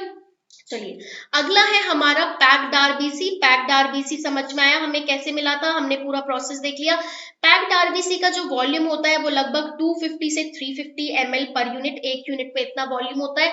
एंटीकोएगुलेंट, ये यहाँ पे जो एंटीकोएगुलेंट लिखा है ये आप पूरा लास्ट मिनट रिवीजन नोटबुक में लिख लीजिए गोल्डन पॉइंट करके, राइट। ये बहुत इंपॉर्टेंट है, इसमें सारा इंफॉर्मेशन है। अगर सीपीडी या सीपी2डी एंटीकोएगुलेंट यूज कर रहे हैं तो उसका शेल्फ लाइफ हो जाएगा ब्लड बैग का 21 डेज। अगर CPDA1, ये 1 भी है साथ में, राइट, तो वो 35 डेज हो जाएगा। अगर कोई एडिटिव यूज कर रहे हैं तो 42 डेज। एंड कॉमनली जो हम यूज करते हैं वो है आपका CPDA1 35 डेज वाला, right. Similarly whole blood transfusion के जैसे ही अगर हम पैक्ड आरबीसी पेशेंट को एडमिनिस्टर करते हैं तो 1 यूनिट से आपका 1 यूनिट हेमोग्लोबिन, 1 ग्राम पर डेसीलीटर हेमोग्लोबिन इंक्रीज होता है। क्लियर? बहुत सी सिमिलैरिटी है होल ब्लड और आपके पैक्ड आरबीसी में। अब पैक्ड आरबीसी की इंडिकेशन की बात करें तो देखिए, रेड ब्लड सेल के अंदर क्या होता है, हेमोग्लोबिन। हेमोग्लोबिन क्या कैरी करता है, ऑक्सीजन। हेमोग्लोबिन में होता है ना बीटा एंड अल्फा चेन, वो ऑक्सीजन कैरी करते हैं। तो हम ये आरबीसी को उन सब कंडीशन में देंगे जहां पे हमें ऑक्सीजन कैरिंग कैपेसिटी बढ़ानी है, जैसे हेमरेज हो रहा है, सिकल सेल क्राइसिस हो रहा है, कार्डियक फेलियर है, पेशेंट को ब्लड लॉस है या पेरी ऑपरेटिव एनीमिया है। इन सारी केस में हम क्या करते हैं, पेशेंट को पैक्ड आरबीसी का ट्रांसफ्यूजन करते हैं। क्लियर? हाँ जी। Next most important, now this is very very important as a nurse, कई बार इस पे क्वेश्चन आया। अभी तक हमने इतना पढ़ा है कि अगर होल ब्लड हो या पैक्ड आरबीसी हो, उसमें कोई भी उसके बैग में कोई मेडिकेशन ऐड नहीं करना। दूसरा, उसको 30 मिनट तक रूम टेम्परेचर पे रखना है, ब्लड बैंक से जब मिलेगा फिर उसके बाद स्टार्ट करना है और 4 घंटे के अंदर खत्म करना है, पैक्ड आरबीसी भी और होल ब्लड भी। इतना समझ में आया? अगला हमारा जो स्लाइड है वो है कंपैटिबल इंट्रावीनस फ्लूइड। देखिए, कई बार जैसे मैं अगर एक एग्जांपल लेके चलती हूँ कि पेशेंट को अगर जब भी आपने कभी देखा होगा वार्ड में जो आईवी स्टैंड होता है, उस आईवी स्टैंड पे ब्लड बैग हैंग करते हैं, लेकिन ब्लड बैग के साथ साथ एक और आईवी फ्लूइड हम जो है हमेशा जिस भी पेशेंट को ब्लड ट्रांसफ्यूजन चल रहा होता है उसके आईवी सेट पे एक आईवी फ्लूइड हैंग होता है। अब वो कौन सा आईवी फ्लूइड होता है ये हमें पता होना बहुत जरूरी है, क्योंकि एज अ नर्स ये हमें देखना है। देखिए, मैंने जैसे कि स्टार्टिंग में बोला था कि कोई भी मेडिकेशन ऐड नहीं करनी है आपको ब्लड बैग में, और इसके साथ साथ कोई भी आईवी फ्लूइड नहीं आपको यूज करना है एक्सेप्ट ये वाले जो आईवी फ्लूइड है। And most commonly 0.9% normal saline. तो जो सबसे कंपैटिबल आईवी फ्लूइड माना जाता है ब्लड ट्रांसफ्यूजन के साथ वो है आपका 0.9% नॉर्मल सलाइन सोल्यूशन, जो कि एक आइसोटोनिक सोल्यूशन है। ये आइसोटोनिक सोल्यूशन है, राइट। तो ना ही हम हाइपोटोनिक सोल्यूशन यूज करेंगे ब्लड ट्रांसफ्यूजन में, ना ही हाइपरटोनिक, ना ही हमने डेक्सट्रोज यूज करना है, ना ही रिंगर लैक्टेट सोल्यूशन यूज करना है, सिर्फ और सिर्फ नॉर्मल सलाइन यूज करना है। अब आप लोगों के दिमाग में यह आएगा कि नॉर्मल सलाइन भी आइसोटोनिक है, रिंगर लैक्टेट भी आइसोटोनिक सोल्यूशन है, तो हमने आरएल सोल्यूशन, ये क्वेश्चन पूछा गया है कि why Ringer lactate solution is not a compatible intravenous fluid for blood transfusion. इसका रीजन ये है कि जो आपका लैक्टेट, जो आरएल सोल्यूशन है, लैक्टेट रिंगर सोल्यूशन है, उसमें होता है कैल्शियम। आरएल में क्या होता है? कैल्शियम। और कैल्शियम क्या करता है? कैल्शियम आपका बाइंड करता है, किससे बाइंड करेगा? साइट्रेट से। साइट्रेट कहाँ प्रेजेंट है? साइट्रेट प्रेजेंट था एंटीकोएगुलेंट में, ब्लड बैग में। अब वो साइट्रेट से जब बाइंड कर जाएगा तो वो क्लॉटिंग कर सकता है, राइट। इसीलिए जो रिंगर लैक्टेट सोल्यूशन है वो हम नहीं देते। जो डेक्सट्रोज सोल्यूशन है, कुछ पर्टिकुलर कंसेंट्रेशन जैसे 5%, 10%, 50% डेक्सट्रोज, वो भी नहीं देते हैं, क्योंकि हाइपो और हाइपरटोनिक सोल्यूशन हेमोलाइसिस कर सकते हैं, राइट। इतना समझ में आया? तो हमें याद रखना है कि कभी भी अगर आपके पेशेंट को ब्लड ट्रांसफ्यूजन चल रहा है, उस केस में आपको आईवी स्टैंड में ब्लड ट्रांसफ्यूजन, ब्लड बैग के साथ साथ नॉर्मल सलाइन का जो आईवी बैग होता है, नॉर्मल सलाइन की जो फ्लूइड बॉटल होती है, वो भी हैंग रखनी है, ताकि कभी भी पेशेंट को कोई भी रिएक्शन हो related to blood transfusion, immediately आपने नॉर्मल सलाइन फ्लश कर देना, नॉर्मल सलाइन से फ्लश कर देना है पूरा लाइन, राइट। अगर क्वेश्चन पूछा जाता है that which is considered as the compatible IV fluid, always go for normal saline isotonic 0.9%। अब नॉर्मल सलाइन भी अलग अलग टाइप के ना, 0.22%, 0.45%, 2%। तो हमें क्या रखना है? हमें आइसोटोनिक सोल्यूशन रखना है विच इज 0.9% नॉर्मल सलाइन, ठीक है जी। इसके अलावा डेक्सट्रोज कंपैटिबल नहीं है, क्योंकि वो आरबीसी हेमोलाइसिस कर लेता है। हाइपोटोनिक, हाइपरटोनिक भी कंपैटिबल नहीं है, और लैक्टेट रिंगर भी कंपैटिबल फ्लूइड नहीं है। तो हमारा हो गया पैक्ड आरबीसी, अभी तक हमने पढ़ा, होल ब्लड पढ़ा। अब बारी है फ्रेश फ्रोजन प्लाज्मा। अगर मैं फ्रेश फ्रोजन प्लाज्मा की बात करूं तो इसका जो ब्लड बैग का वॉल्यूम होता है वो 100 टू 250 ml होता है, राइट। इसमें जो है फ्रेश फ्रोजन प्लाज्मा में कंपैटिबिलिटी टेस्टिंग जनरली रिक्वायर्ड नहीं होती है। इसको हम नॉर्मल जो हमारा बीटी सेट है उससे ट्रांसफ्यूज करते हैं। लेकिन यहाँ पे एक कंडीशन है, फ्रेश फ्रोजन प्लाज्मा को हम फ्रीज जो स्टोर करते हैं तो फ्रीज, बिल्कुल डीप फ्रीज में करते हैं, राइट। इसका टेम्परेचर मैं आगे बताऊंगी। अब मान लीजिए कि आपने fresh frozen plasma blood bank से मंगा लिया, मंगाने के बाद ये पिघल रहा है, तो एक बार जब ये पिघल जाएगा तो उसके 24 घंटे के बाद हम इसको यूज नहीं कर सकते।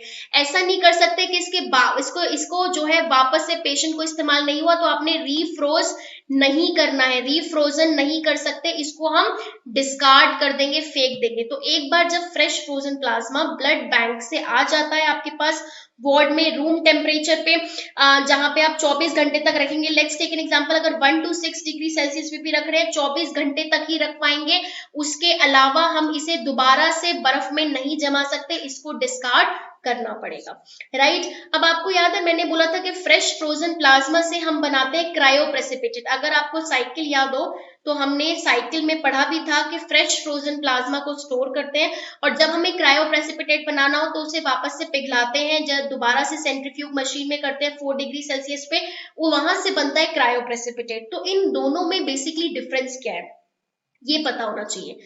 देखिए फ्रेश, अब ये हम पढ़ते हैं कि फ्रेश फ्रोजन प्लाज्मा में बेसिकली होता क्या क्या कंपोनेंट है। तो फ्रेश फ्रोजन प्लाज्मा में सारे कोएगुलेशन फैक्टर होते हैं। क्या होते हैं? सारे कोएगुलेशन फैक्टर होते हैं एक्सेप्ट फैक्टर 8 और फैक्टर 9। ये बहुत इंपॉर्टेंट है आपका जानना कि जो फ्रेश फ्रोजन प्लाज्मा है उसमें सारे कोएगुलेशन फैक्टर है, लेकिन फैक्टर 8 और फैक्टर 5 आपका फ्रेश फ्रोजन प्लाज्मा में नहीं होता है, क्लियर। तो आप इसको आगे इसकी इंडिकेशन देखने से पहले कोएगुलेशन फैक्टर देख लेते हैं ताकि और अच्छे से अंडरस्टैंडिंग हो जाए। अगेन ये कोएगुलेशन फैक्टर का पूरा टेबल आपके लास्ट मिनट रिवीजन नोटबुक में होना चाहिए।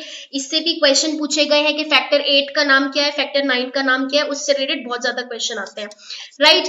अब ये जो फैक्टर है ये कोएगुलेशन फैक्टर है, इसमें टोटल इनका नाम है फैक्टर 1 से लेकर फैक्टर 13, लेकिन ध्यान ये देना कि फैक्टर 6 नहीं होता है। फैक्टर 6 हमारे पास कोएगुलेशन फैक्टर में नहीं है, हमारे पास फैक्टर 1 से लेकर फैक्टर 13 है जिसमें फैक्टर 6 नहीं है। क्लियर। फैक्टर 1 फिब्रिनोजन हो गया, सिमिलरली इसी तरीके से फैक्टर 5 लबाइल हो गया। 5 के बाद 6 नहीं है, फैक्टर 7 है जिसे स्टेबल फैक्टर बोलते हैं। फैक्टर 8 और 9 बहुत ही ज्यादा कॉमन है। फैक्टर 8 एंटी हेमोफिलिक फैक्टर है, फैक्टर 9 आपका क्रिसमस फैक्टर या प्लाज्मा थ्रोम्बोप्लास्टिक फैक्टर के नाम से जाना जाता है, राइट। तो ये सारे फैक्टर आपको लिखने हैं अपनी लास्ट मिनट रिवीजन नोटबुक में नाम के साथ। अब हमने बोला जो फ्रेश फ्रोजन प्लाज्मा है उसमें सारे फैक्टर है एक्सेप्ट फैक्टर 5, लबाइल फैक्टर नहीं होता, और एंटी हेमोफिलिक फैक्टर ये डेफिशिएंट होता है। तो इसे हम कहाँ यूज कर सकते हैं, जितनी भी कोएगुलेशन प्रॉब्लम होती है, कॉमनली क्या हमने पढ़ा है, डिसेमिनेटेड इंट्रावस्कुलर कोएगुलोपैथी, उसमें हम एफएफपी दे सकते हैं। थ्रोम्बोटिक थ्रोम्बोसाइटोपेनिक पर्पुरा में दे सकते हैं, या कोई अगर लिवर डिजीज हो गई जिसकी वजह से कोएगुलेशन फैक्टर की डेफिशिएंसी हो गई, वहां दे सकते हैं, राइट। इतना समझ में आया।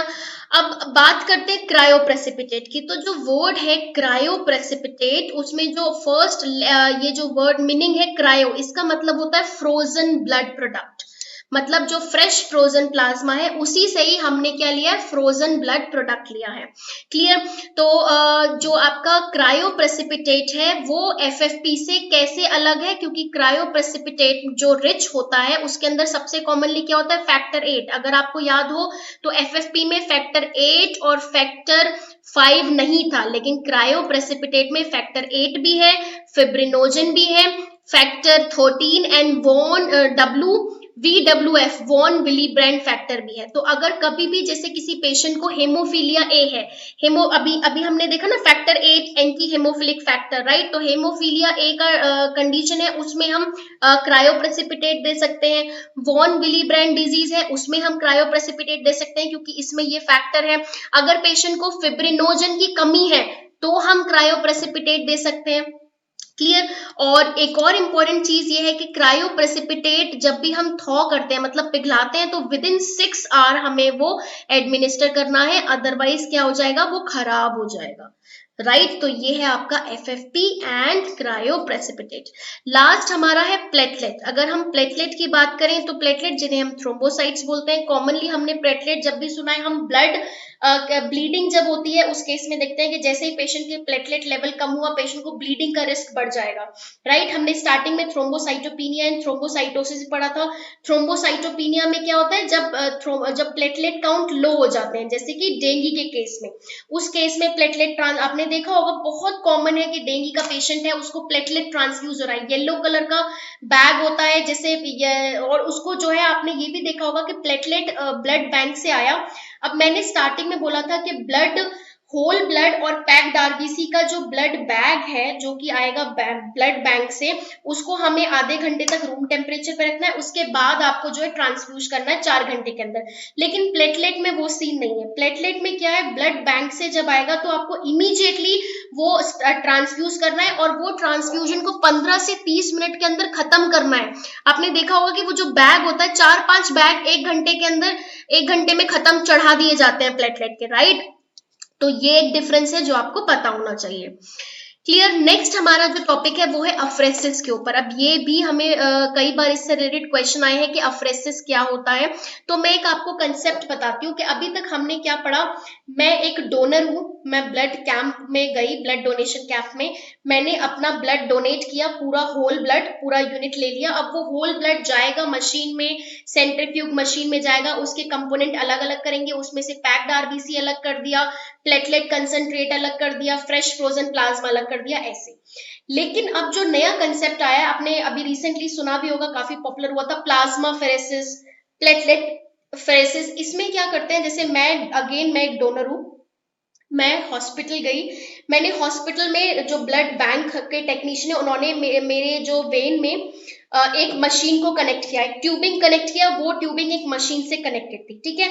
अब वो ट्यूबिंग से मेरा ब्लड जो है मेरी बॉडी से निकाला गया, वो ब्लड उस ट्यूबिंग के थ्रू कहाँ गया, ये देखिए, ये इमेज में देखते हैं।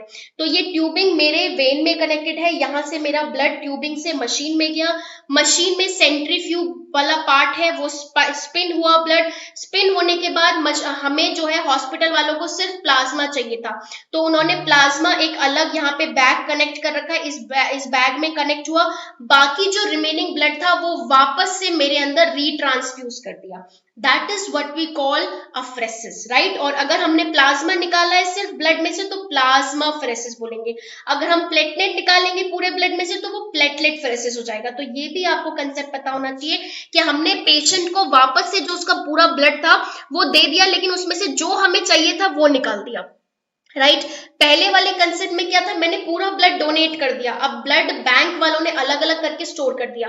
बट अफ्रेसिस में क्या है कि मेरे बॉडी से सिर्फ और सिर्फ प्लाज्मा निकाला गया है, जैसे कि अभी कोविड सिचुएशन में प्लाज्मा फेरेसिस एक थेरेपी हो रही है ना, कि हम सिर्फ पेशेंट का प्लाज्मा लेंगे। तो आपने अफ्रेसिस मशीन में ब्लड आपका एंटर किया, उस मशीन में सेंट्रीफ्यूज गया, कंपोनेंट अलग हुआ, प्लाज्मा मशीन ने ब्लड एक यहाँ पे बैग हैंग कर रखा है, यहाँ पे प्लाज्मा कलेक्ट कर दिया, बाकी जो रिमेनिंग ब्लड है वो वापस से पेशेंट के अंदर हमने ट्रांसफ्यूज कर दिया, राइट। इसका अच्छे से और कंसेप्ट समझने के लिए ये देखिए, ये हमने यहाँ से ये पेशेंट की साइड है, राइट। पेशेंट का ब्लड लिया, पेशेंट का ब्लड मशीन के अंदर गया, सेंट्रीफ्यूज हुआ, स्पिन हुआ, 3 कंपोनेंट आ गए, आरबीसी आ गया, डब्ल्यूबीसी आ गया, प्लेटलेट रिच प्लाज्मा आ गया। अब हमें सिर्फ प्लेटलेट रिच प्लाज्मा चाहिए था, तो हमने प्लेटलेट रिच प्लाज्मा को एक नए बैग में कलेक्ट कर लिया, राइट। तो यहाँ पे क्या हो रहा है, प्लेटलेट रिच प्लाज्मा कलेक्ट हो रहा है, बाकी जो सारा ब्लड है उसको वापस से हम पेशेंट की बॉडी में रीट्रांसफ्यूज कर देंगे। क्लियर। तो ये हमारा कंसेप्ट था अफ्रेसिस के बारे में, आपको पता होना चाहिए। कई बच्चों के डाउट होते हैं कि अफ्रेसिस क्या होते हैं। ये इमेज बेस के लिए इंपॉर्टेंट है अफ्रेसिस मशीन, ये आपका जो है हेमोडायलिसिस मशीन नहीं है। ध्यान से देखिए, यहाँ पे ये स्पिनर लगे हुए हैं सेंट्रीफ्यूज के लिए, ठीक है, ये वाला जो रोटेट आपका मशीन है। ओके, चलिए अगला ये जो टेबल है ये बहुत इंपॉर्टेंट है। अगेन आई वुड सजेस्ट ये आपकी लास्ट मिनट रिवीजन नोटबुक में होना बहुत जरूरी है। तो इसमें क्या है, इसमें हमने सारे जितने भी ब्लड कंपोनेंट थे उनको रखा है, उनका स्टोरेज टेम्परेचर है, उनका शेल्फ लाइफ है, और किस टेस्ट में किस बेसिकली कंपोनेंट में एबीओ और आरएच नेगेटिव हमें टेस्टिंग करानी पड़ती है, वो है आरबीसी विद एंटीकोएगुलेंट CPDA। तो यहाँ पे CPDA1, राइट। अगर ये एंटीकोएगुलेंट हम यूज कर रहे हैं, स्टोरेज होगा 2 से 6 डिग्री सेल्सियस। आपको बहुत सारी टेक्स्ट बुक में 2 to 8 मिलेगा या 1 to 4 मिलेगा, बट इसका जो एक्चुअल स्टोरेज है वो 2 to 6 डिग्री सेल्सियस है। Now the data which I am sharing है, जितना भी डेटा मैं यहाँ पे शेयर कर रही हूँ, ये मैंने हमारे जो इंडिया के जैसे नेशनल एड्स कंट्रोल ऑर्गेनाइजेशन हो गया, या फिर आपका जो एम्स की गाइडलाइन हो गई, ये सारे ऑथेंटिक जो स्टैंडर्ड गाइडलाइन है उनसे कलेक्ट किया है, उनसे मैच करके फिर मैं आपको यहाँ पे प्रोजेक्ट कर रही हूँ, राइट। सो इसका शेल्फ लाइफ CPDA1 का कितना होता है, 35 डेज, जिसमें हमें एबीओ और आरएच टेस्टिंग करानी पड़ती है। अगर आपका पैक्ड आरबीसी है विद एडिटिव के साथ AS1, AS3 और AS5, तो उसमें भी स्टोरेज सेम होगा, बट उसका शेल्फ लाइफ बढ़ जाएगा। फ्रेश फ्रोजन प्लाज्मा को -30 डिग्री पे स्टोर करते हैं, जिसका शेल्फ लाइफ 1 साल है। लेकिन अगर आपने फ्रेश फ्रोजन प्लाज्मा को थॉ करने के लिए बाहर निकाल दिया है, पिघलाना है, और वो उसको हमने 1 to 6 डिग्री सेल्सियस पे स्टोर करेंगे, तो वो सिर्फ और सिर्फ 24 घंटे तक उसका शेल्फ लाइफ रहेगा। प्लेटलेट का +22 से 24 डिग्री सेल्सियस है।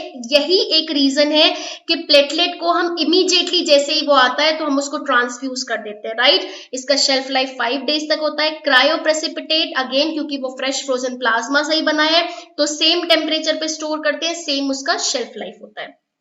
क्लियर। अब इसके बाद जो नेक्स्ट टेबल है वो भी बहुत इंपॉर्टेंट है, इसको भी ध्यान से देखिए। देखिए हमने बोला था पैक्ड आरबीसी या होल ब्लड, इसको हमें हाफ एन आवर तक वेट करना है ताकि रूम टेम्परेचर पे हो जाए। उसके बाद हमें विदिन 4 आवर कंप्लीट करना है ट्रांसफ्यूजन।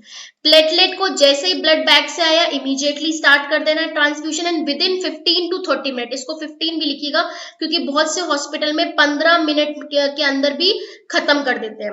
फ्रेश फ्रोजन प्लाज्मा की अगर मैं बात करो इमीडिएटली ट्रांसफ्यूज करते हैं और आपका जो है विद इन 30 मिनट से 2 आवर तक इसका ट्रांसफ्यूजन होता है। क्लियर? ये है आपका पूरा table, expected duration of the transfusion, तो ये हमें ध्यान रखना है। चलिए अगला देखते हैं। अगला हमारा कंसेप्ट है regarding the human blood group. अब जो ह्यूमन ब्लड ग्रुप है इसके लिए हमें बहुत ही ध्यान से समझना होगा कि ब्लड ग्रुपिंग का क्या कंसेप्ट है। तो सबसे पहले जो दो चीजें हैं, अगर हम ब्लड ग्रुप की बात करें, किसकी बात कर रहे हैं? ब्लड ग्रुप की। ब्लड ग्रुप में दो चीजें आती है। सबसे पहली चीज आती है एंटीजन, ठीक है। दूसरा आता है एंटीबॉडी। क्या आता है? पहला एंटीजन हो गया, दूसरा हो गया एंटीबॉडी। अब ये हमें देखना है कि एंटीजन, ये क्वेश्चन आपका रेलवे या ईएसआईसी में आया था कि एंटीजन कहाँ प्रेजेंट होता है। तो एंटीजन प्रेजेंट, ये देखिए यहाँ पे एक इमेज है, ये आपका मान लीजिए ये ब्लड है, होल ब्लड है, राइट। ये येलो येलो क्या है? प्लाज्मा, जिसके अंदर 91.5%, 91.1% वाटर है। ये प्लाज्मा है, ये है ब्लड सेल, आरबीसी है ये, राइट। हमेशा याद रखिए जो आरबीसी की सरफेस होती है वहां पे प्रेजेंट होता है एंटीजन। तो ये एंटीजन ए और एंटीजन बी प्रेजेंट है आरबीसी की सरफेस पे। डिपेंड करता है किसके ब्लड में किसके ब्लड के आरबीसी में कौन सा एंटीजन प्रेजेंट है। बस आपको ये याद रखना है कि जब भी ब्लड ग्रुप की बात होगी तो हम दो चीजों की बात कर रहे हैं, एक एंटीजन, एक एंटीबॉडी। एंटीजन प्रेजेंट होता है रेड ब्लड सेल की सरफेस पे, एंटीबॉडी प्रेजेंट होते हैं प्लाज्मा के अंदर। इतना समझ में आ गया? ठीक है जी। दूसरा कॉम्पिटिटिव पॉइंट के लिए इंपॉर्टेंट है कि ब्लड ग्रुप को किसने डिस्कवर किया था? तो कार्ल लैंडस्टीनर ने 1900 में ब्लड ग्रुप को डिस्कवर किया था, राइट। सो ये जो एबीओ ब्लड ग्रुप बोला जाता है, इसमें होता क्या है? इसमें दो एंटीजन है, एंटीजन ए, एंटीजन बी, जो कि प्रेजेंट होते हैं आरबीसी की सरफेस पे। अब ये जरूरी नहीं है कि दोनों प्रेजेंट हो सकता है सिर्फ एंटीजन ए प्रेजेंट है, हो सकता है सिर्फ एंटीजन बी प्रेजेंट हो, या फिर दोनों भी प्रेजेंट हो सकते हैं, राइट। और हमारे पास दो तरीके की एंटीबॉडी होती है जो प्लाज्मा में प्रेजेंट होती है, anti A, anti B, depending upon कौन सा एंटीजन प्रेजेंट है। देखिए होता क्या है, अगेन मैं आपको ये समझाती हूँ, थोड़ा अच्छे से समझ में आ जाएगा। Let's take an example. हम ये एग्जांपल लेते हैं, ये मान लेते हैं कि सबीना नाम की एक पेशेंट है, ठीक है। तो यहाँ पे हमने सबीना नाम की एक पेशेंट बना दी। उस पेशेंट का ब्लड सैंपल लिया गया। जब ब्लड सैंपल लिया गया तो ब्लड सैंपल में क्या हुआ कि उसके ब्लड में ये हो गया, ब्लड में प्लाज्मा हो गया, ठीक है। प्लाज्मा जो कि आपका पानी है पूरा, तो ये प्लाज्मा है, ठीक है जी। अब प्लाज्मा में ये हमने बना दिया प्लाज्मा।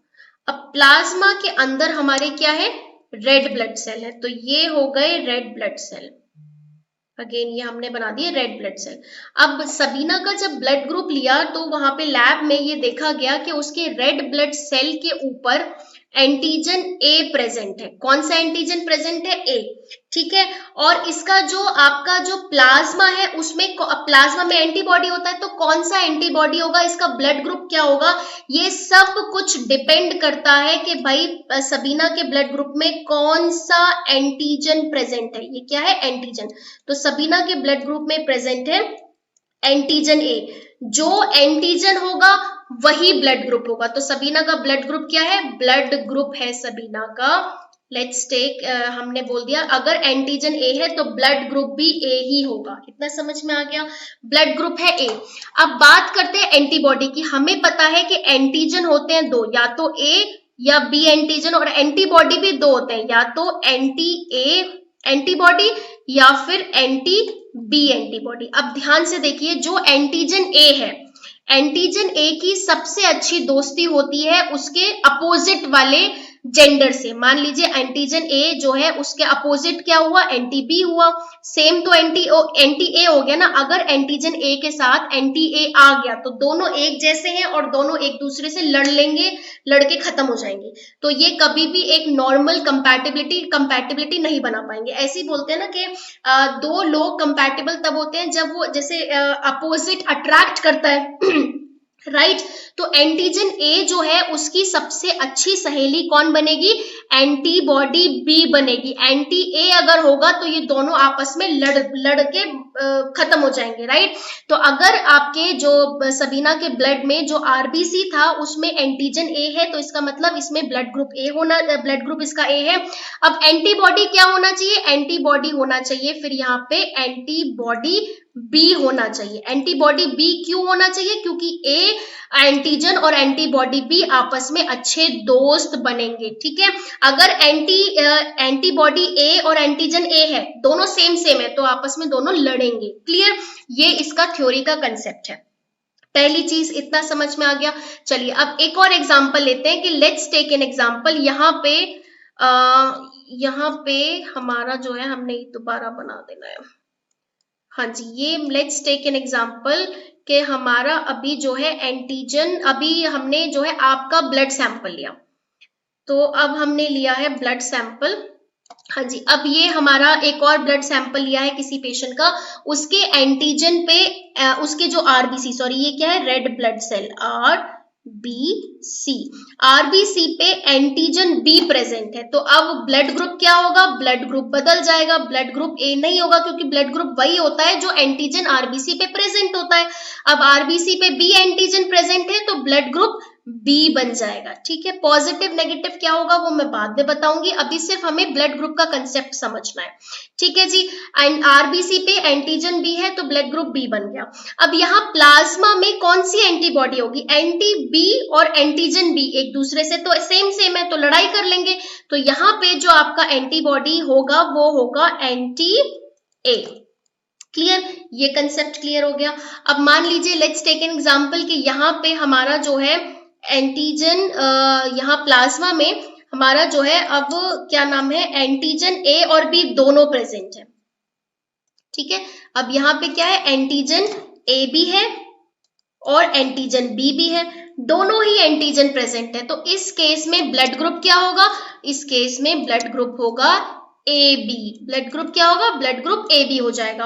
अब एंटीबॉडी की अगर हम बात करें तो एंटीबॉडी क्या होगी?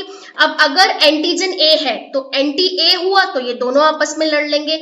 एंटीबॉडी बी हुआ तो एंटीबॉडी बी जो है वो बी से लड़ लेगा। तो इसका मतलब ये है कि कोई भी एंटीबॉडी नहीं होगा अगर किसी पेशेंट के ब्लड ग्रुप जो है वो ए बी है। ए बी में क्या है? दोनों एंटीजन है, लेकिन एंटीबॉडी कोई भी नहीं होगा क्योंकि वो आपस में एंटीजन से लड़ लेंगे।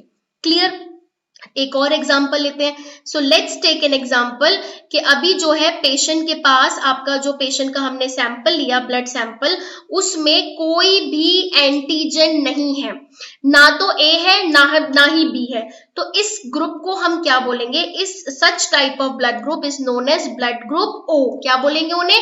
ओ बोलेंगे। अब इसमें एंटीबॉडी कौन सा होगा? अब क्योंकि यहाँ पे ना तो ए एंटीजन है ना बी एंटीजन है, तो एंटी ए भी प्रेजेंट होगा क्योंकि वो किसी से नहीं लड़ सकता, और इसके साथ साथ एंटी बी भी प्रेजेंट होगा क्योंकि वो भी किसी से नहीं लड़ेगा, उसको भी कहीं खतरा नहीं है। दोनों ही एंटीबॉडी प्रेजेंट होंगे, राइट। अब ये जो अगला टेबल है उससे आपको और अच्छी अंडरस्टैंडिंग हो जाएगी। देखिए, जो आपका एबीओ ब्लड ग्रुप का कंसेप्ट है वो ये है, याद रखिए। सबसे पहले एंटीजन आरबीसी पे कौन सा है? एंटीजन ए है, तो ब्लड ग्रुप क्या होगा? ए ही होगा। अब क्योंकि आरबीसी पे एंटीजन ए है तो एंटीबॉडी प्लाज्मा में कौन सी होगी? एंटी ए तो नहीं हो सकती, आपस में सेम सेम में लड़ जाएंगे, तो एंटीबॉडी बी होगी। अब यहाँ एंटीजन बी है तो ब्लड ग्रुप बी होगा। एंटीबॉडी क्या होगी? अपोजिट, एंटी ए एंटीबॉडी होगा। अब यहाँ पे आरबीसी पे एंटीजन ए और बी दोनों है तो एंटीबॉडी एक भी नहीं होगी क्योंकि दोनों ही आपस में लड़ेंगी, और टाइप क्या होगा? Blood group A B.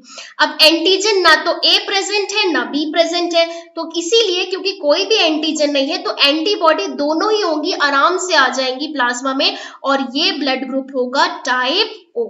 इतना समझ में आया? क्लियर हुआ? अब यहाँ पे अभी तक सिर्फ हमने इतना ही पढ़ा है, ठीक है। डोनर, रिसिपिएंट, पॉजिटिव नेगेटिव हमें अभी नहीं पता है।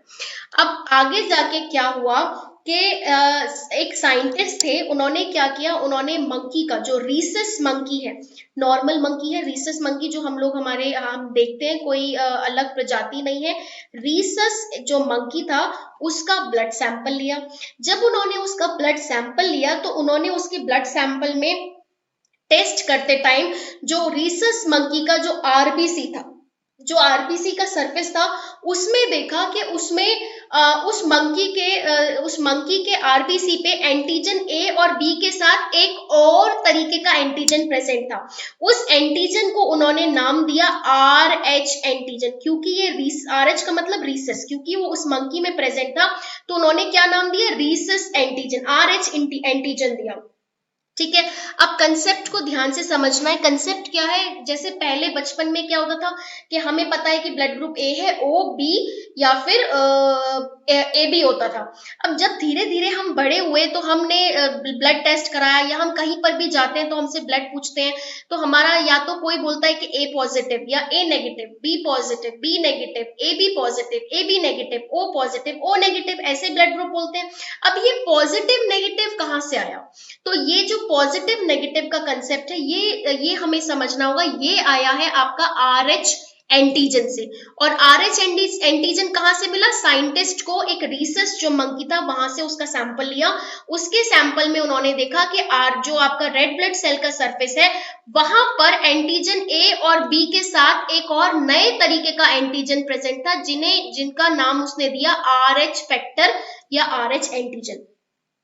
जिस भी पर्सन में, जिस भी इंसान के रेड ब्लड सेल की सरफेस पे हमारे नॉर्मल जो ए और बी एंटीजन के अलावा अगर RH एंटीजन प्रेजेंट है तो उन्हें बोलते हैं RH पॉजिटिव। क्लियर? और अगर वहां पे RH एंटीजन प्रेजेंट नहीं है तो उन्हें बोलते हैं RH नेगेटिव। अगेन एक और एग्जांपल से समझते हैं ताकि और अच्छे से हमें क्लियर हो जाए। हाँ जी, तो लेट्स टेक एन एग्जांपल। ये हमारा प्लाज्मा है, ठीक है। हाँ जी, ये प्लाज्मा हो गया। और प्लाज्मा में हमारा ये सबीना का पेशेंट का प्लाज्मा है, उसकी आरबीसी। अब यहाँ पे जांच हो रही है कि उसका ब्लड ग्रुप क्या है। अब आरबीसी सरफेस पे देखा गया कि एंटीजन ए प्रेजेंट है, ठीक है। अगर और एंटीजन ए के साथ साथ RH एंटीजन भी प्रेजेंट है।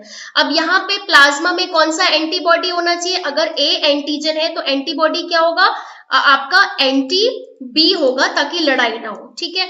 अब हमें ब्लड ग्रुप बताना है कि ये कौन सा होगा। तो मैंने बोला था जो एंटीजन होगा वही ब्लड ग्रुप होगा। तो ब्लड ग्रुप क्या होगा? ए होगा। लेकिन अब ये पॉजिटिव होगा या नेगेटिव होगा? पॉजिटिव नेगेटिव डिसाइड करता है RH एंटीजन। अगर RBS पे RH एंटीजन प्रेजेंट है तो ये बन जाएगा आपका A पॉजिटिव ब्लड ग्रुप। अगर यहाँ पे RH एंटीजन प्रेजेंट नहीं होता तो ये क्या बन जाता? ये बन जाता हमारा A नेगेटिव ब्लड ग्रुप, ठीक है। चलिए एक और एग्जांपल देख लेते हैं जिससे और क्लियर हो जाए। तो यहाँ दोबारा जो है सबीना का सैंपल लिया गया, ब्लड सैंपल।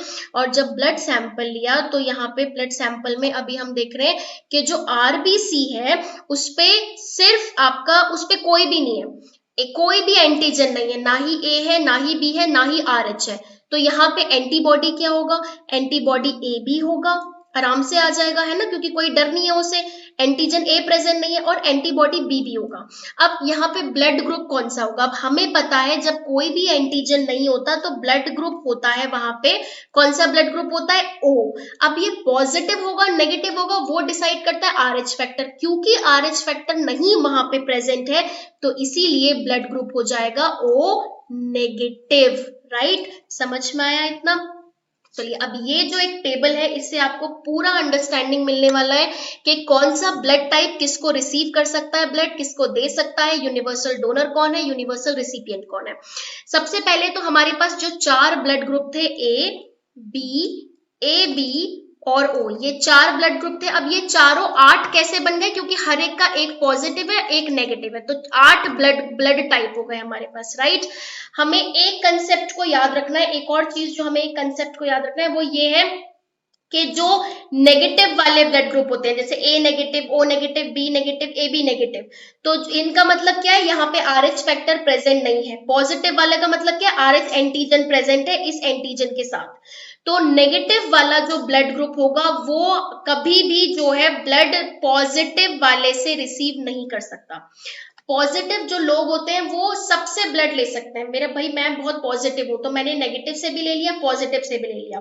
लेकिन जो नेगेटिव, इस तरीके से याद रखिए, मैं इसी तरीके से याद रखती हूँ कि मैं पॉजिटिव हूं तो मैं सबसे ब्लड ले सकती हूँ, नेगेटिव से भी पॉजिटिव से भी। लेकिन जो नेगेटिव जो ब्लड ग्रुप वाला पर्सन है वो जो है पॉजिटिव से ब्लड नहीं ले सकता। इसका मतलब क्या हुआ कि पॉजिटिव नेगेटिव वाले को ब्लड नहीं दे सकता। कोई भी एक पॉइंट याद रखिए, दोनों का मतलब सेम है। आप ऐसे याद रखिए जैसे कि मैं पॉजिटिव, आप पॉजिटिव हो, आप सबसे ब्लड ले सकते हो, ठीक है। लेकिन जब आपकी देने की बारी आएगी तो आप सिर्फ पॉजिटिव को दोगे, नेगेटिव को नहीं दोगे। तो आप इसको ऐसे याद कर सकते हैं, जैसे मान लीजिए कि मैं अगर एक पेशेंट हूँ, मैं जो है सबसे ब्लड ले सकती हूँ, राइट। जैसे मैं पॉजिटिव हूँ तो मैंने नेगेटिव से भी लिया, पॉजिटिव से भी लिया, लेकिन जब देने की बारी आई तो सिर्फ और सिर्फ मैंने पॉजिटिव वालों को दिया, नेगेटिव वालों को मैंने कुछ नहीं दिया। ठीक है, इतना याद रखिए। अब इसी के बेसिस पे हम ये टेबल देखेंगे। जैसे जो ए नेगेटिव वाला होता है, मैंने बोला नेगेटिव वाला सबसे ब्लड ले सकता है, नेगेटिव से भी ले सकता है, रिसीव कर सकता है, नेगेटिव एंड पॉजिटिव। तो ये A negative, A positive, O positive, O negative. अब ओ से क्यों लिया? क्योंकि हमें ये पता है, हमने ये सीखा था कि ब्लड ग्रुप ओ और ब्लड ग्रुप ए बी ये खास ब्लड ग्रुप है, क्योंकि ब्लड ग्रुप ओ को हम बोलते हैं universal donor, blood group A B को बोलते हैं यूनिवर्सल रेसिपिएंट। इतना हमने पढ़ा था, लेकिन अब कंसेप्ट चेंज हो गया है। अब ये बताओ कि पॉजिटिव या नेगेटिव कौन सा यूनिवर्सल डोनर है, पॉजिटिव या नेगेटिव कौन सा यूनिवर्सल रेसिपिएंट है। तो जनरली हमने अभी क्या बोला कि जो आपका ब्लड, जो नेगेटिव वाले लोग होते हैं, राइट, नेगेटिव वाले लोग सबको ब्लड दे सकते हैं।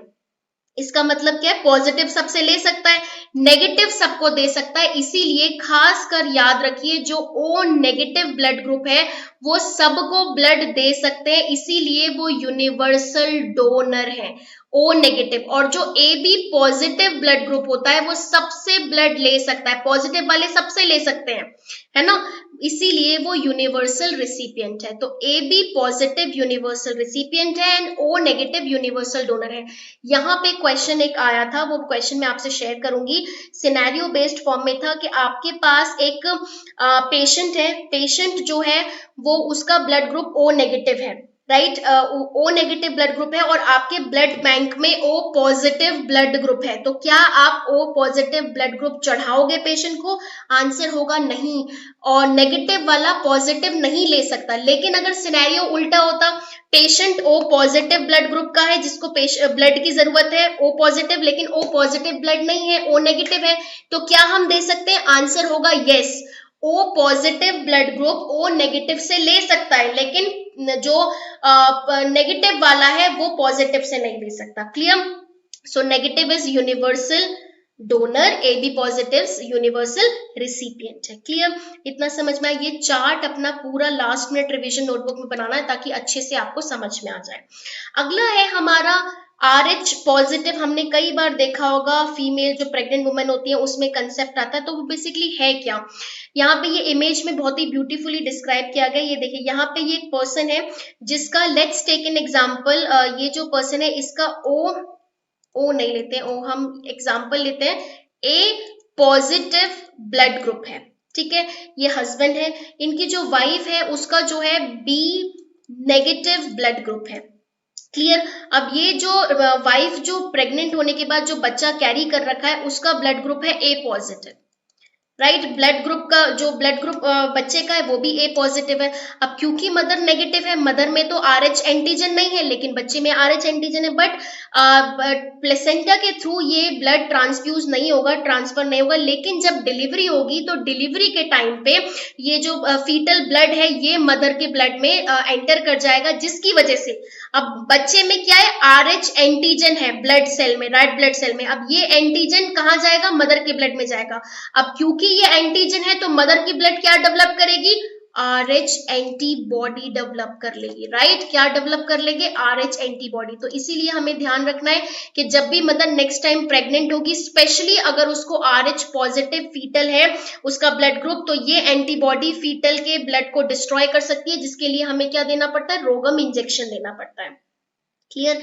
ये कंसेप्ट है हमारा RH प्रेगनेंसी में जो कंसेप्ट होता है। ये अगेन आप डिटेल में पढ़ेंगे, अपने जो ऑप्शन गायनी का सब्जेक्ट है उसमें पढ़ेंगे। यहाँ पे मैंने सिर्फ एक ब्रीफ में आपको एक ग्लिम्स दिखाया है। चलिए अगला हमें देखना है testing regarding the testing of blood transfusion. तो जो ब्लड ट्रांसफ्यूजन पहले, उससे पहले हमेशा आपने देखा होगा नर्स को बोला जाता है सैंपल लेने के लिए, जिसमें एक प्लेन और एक ईडीटीए, ये रहा एक ईडीटीए वाइल, ये लेवेंडर कलर का, और प्लेन वाइल में सैंपल लिया जाता है, जिसमें कौन सा सैंपल जाता है, क्रॉस मैचिंग और ब्लड टाइपिंग। ये दो सैंपल होते हैं, एक क्रॉस मैचिंग, दूसरा ब्लड टाइपिंग। तो ब्लड टाइपिंग का मतलब क्या है, पेशेंट का ब्लड ग्रुप पता करना कि भाई ब्लड टाइपिंग मतलब पेशेंट के जो आरबीसी है, जो रेड ब्लड सेल है पेशेंट का, उस पे कौन सा एंटीजन प्रेजेंट है, ए है, और अगर आरएच है तो क्या हो जाएगा, ब्लड ग्रुप ए पॉजिटिव हो जाएगा, राइट। तो ये ब्लड टाइपिंग का सैंपल लेते हैं, स्क्रीनिंग करते हैं कि कोई और फॉरेन एंटीजन तो प्रेजेंट नहीं है पेशेंट के आरबीसी में, ये हम ब्लड टाइपिंग से ही करते हैं। Then cross matching.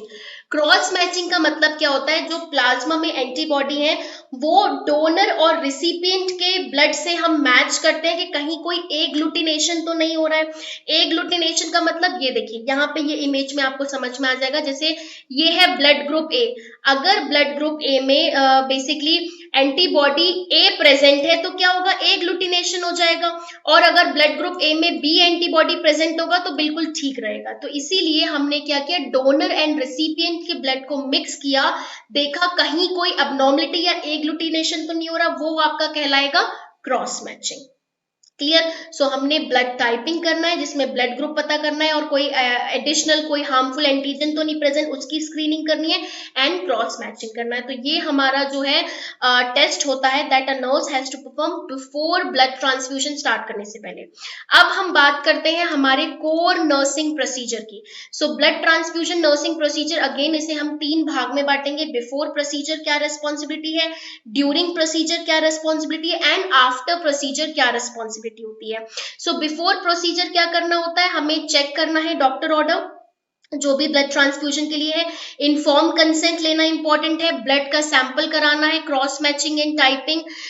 इसके बाद डॉक्टर एक रिक्विजिशन फॉर्म भरता है जो आपका डॉक्टर ऑन ड्यूटी होता है, उसके बाद वो फॉर्म को हमें जो है नर्सिंग एड के थ्रू ब्लड बैंक में भेजना है, ब्लड अरेंज कराना है। जब तक ब्लड आपके पास अरेंज होके आएगा, आपको आर्टिकल रेडी करने हैं ब्लड ट्रांसफ्यूजन के लिए, राइट। अब क्या क्या आर्टिकल चाहिए, तो सबसे पहले आईवी लाइन। आईवी लाइन में अगेन ये क्वेश्चन कई बार पूछा गया है that which IV cannula is used for blood transfusion, कौन से आईवी कैनुला को ब्लड ट्रांसफ्यूजन में यूज करते हैं। तो जो सबसे राइट और करेक्ट या फिर प्रेफर्ड आंसर है वो आपका 18 गेज इंट्रावीनस कैनुला होगा।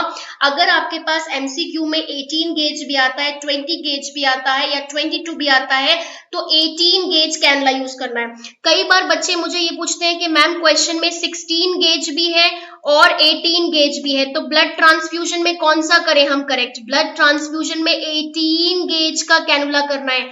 16 गेज जो आपका ग्रे कलर का होता है वो हम ट्रॉमा पेशेंट में यूज करते हैं, लेकिन जो 18 गेज ग्रीन कलर का आईवी कैनुला है, कलर से भी याद रखिए, कलर वाइज भी इंपॉर्टेंट है, और आईवी कैनुला आपका जो क्लास है वो जरूर देखिएगा, हर बारी क्वेश्चन आता है।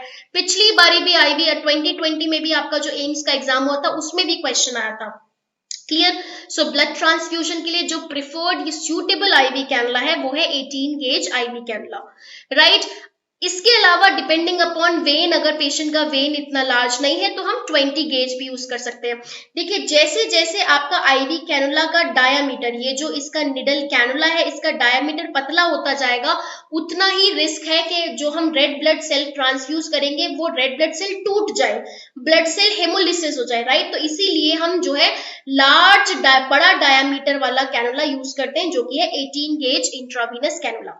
इसके अलावा आपको ब्लड ट्रांसफ्यूजन सेट चाहिए, नॉर्मल आईवी सेट से ब्लड ट्रांसफ्यूजन नहीं करते हैं, इसका एक सेपरेट सेट होता है जिसे बीटी सेट बोलते हैं।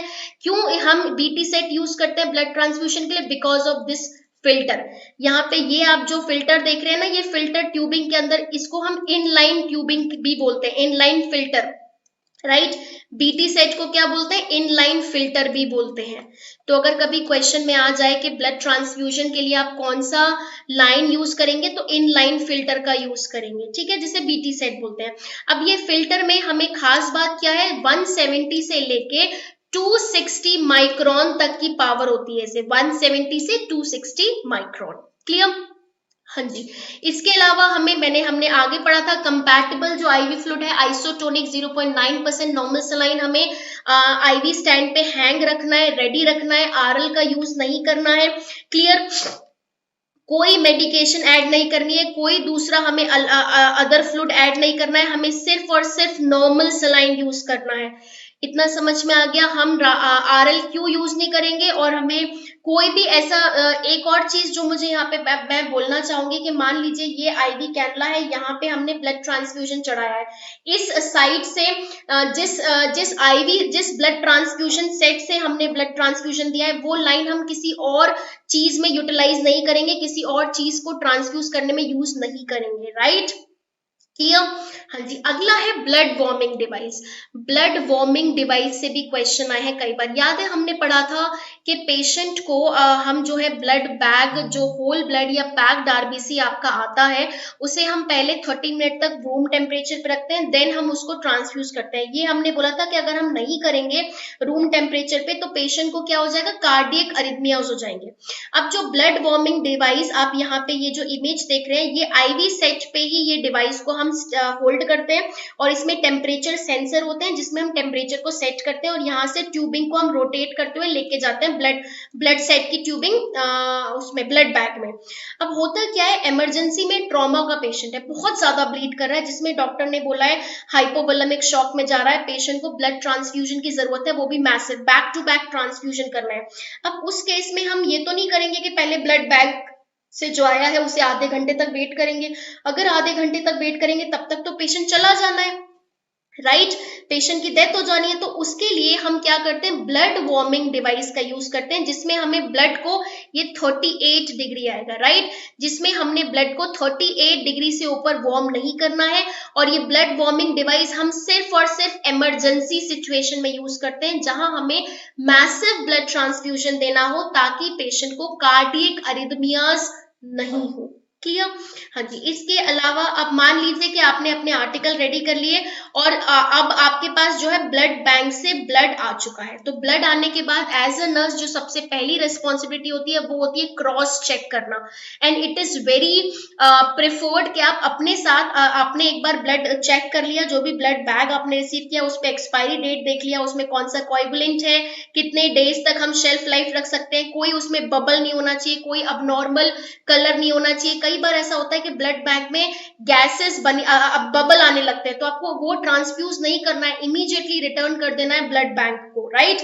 और ये एक और चीज मैं यहाँ बोलना चाहूंगी कि जब भी आप ब्लड के बैग को चेक करते हैं तो हमेशा चेक करने के बाद अपने टीम लीडर या फिर अपनी जो नर्सिंग सुपरवाइजर है उनसे क्रॉस मैच जरूर कराइए, उसके बाद ही आप पेशेंट को ट्रांसफ्यूज करेंगे, या फिर जो अटेंडिंग डॉक्टर है उससे आपको क्रॉस चेक करवाना है। क्लियर? एक्सपायरी डेट चेक करना जरूरी है, पेशेंट का ब्लड टाइप क्या है, डोनर का टाइप क्या है, कंपैटिबिलिटी है या नहीं है, ये सारी चीजें चेक करनी है।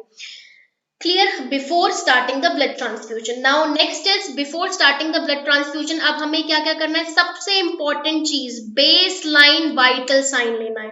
ये बेस लाइन वाइटल साइन क्या होता है? देखिए, बेस लाइन वाइटल साइन का मतलब है कि प्रोसीजर शुरू करने से पहले मैंने पेशेंट का वाइटल साइन देखा, पेशेंट के बीपी है 110/80, ठीक है। अब प्रोसीजर खत्म हो गया, प्रोसीजर के बाद जब मैंने देखा पेशेंट का बीपी है 50/30, तो ये मैंने जब कंपेयर किया तो मुझे पता चला कि बीपी तो कम हो गया है। जब कंपैरिजन के लिए मेरे पास पहले डेटा था एक बेसलाइन, तभी तो मैं कंपेयर कर पाई ना।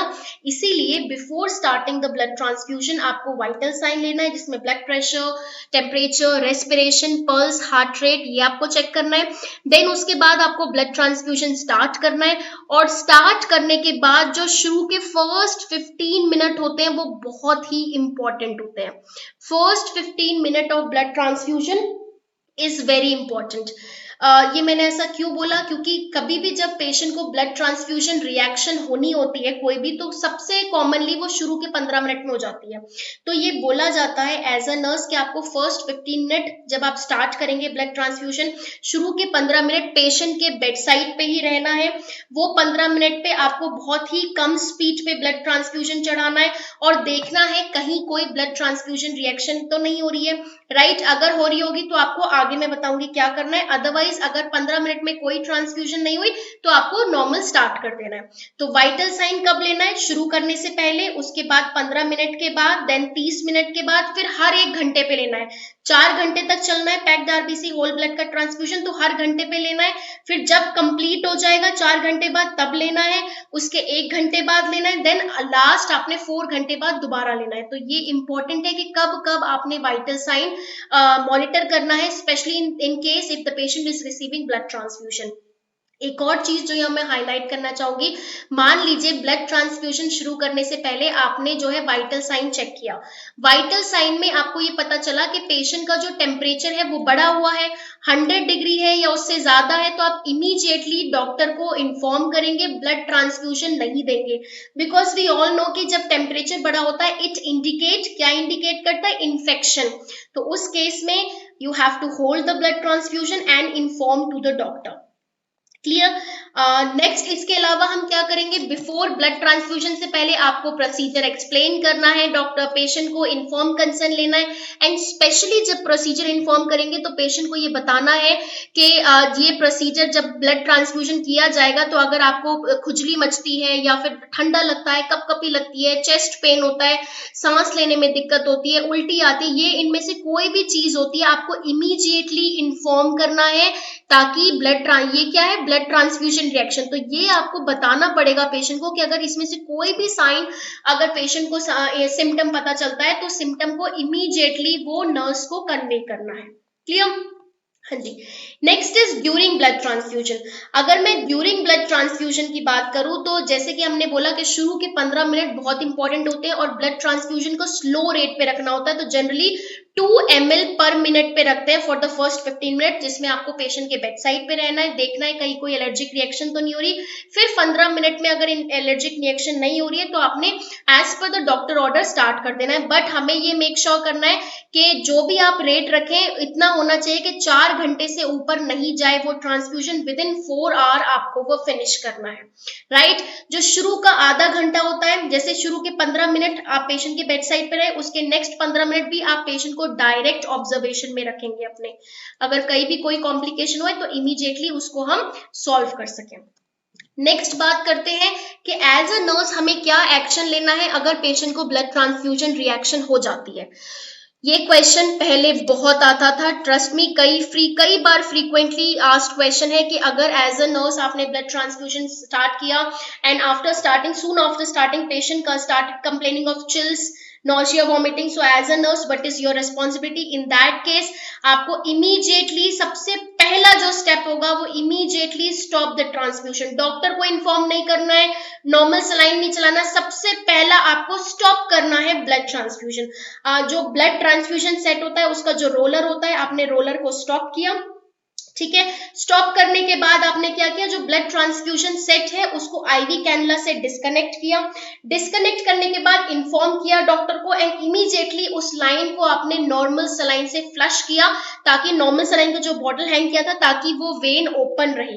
राइट? देन आपने वाइटल साइन को मॉनिटर किया। उसके मॉनिटर करने के बाद डॉक्टर ने जो भी ट्रीटमेंट बताया, कोई मेडिकेशन बताया, वो आपने एडमिनिस्टर किया।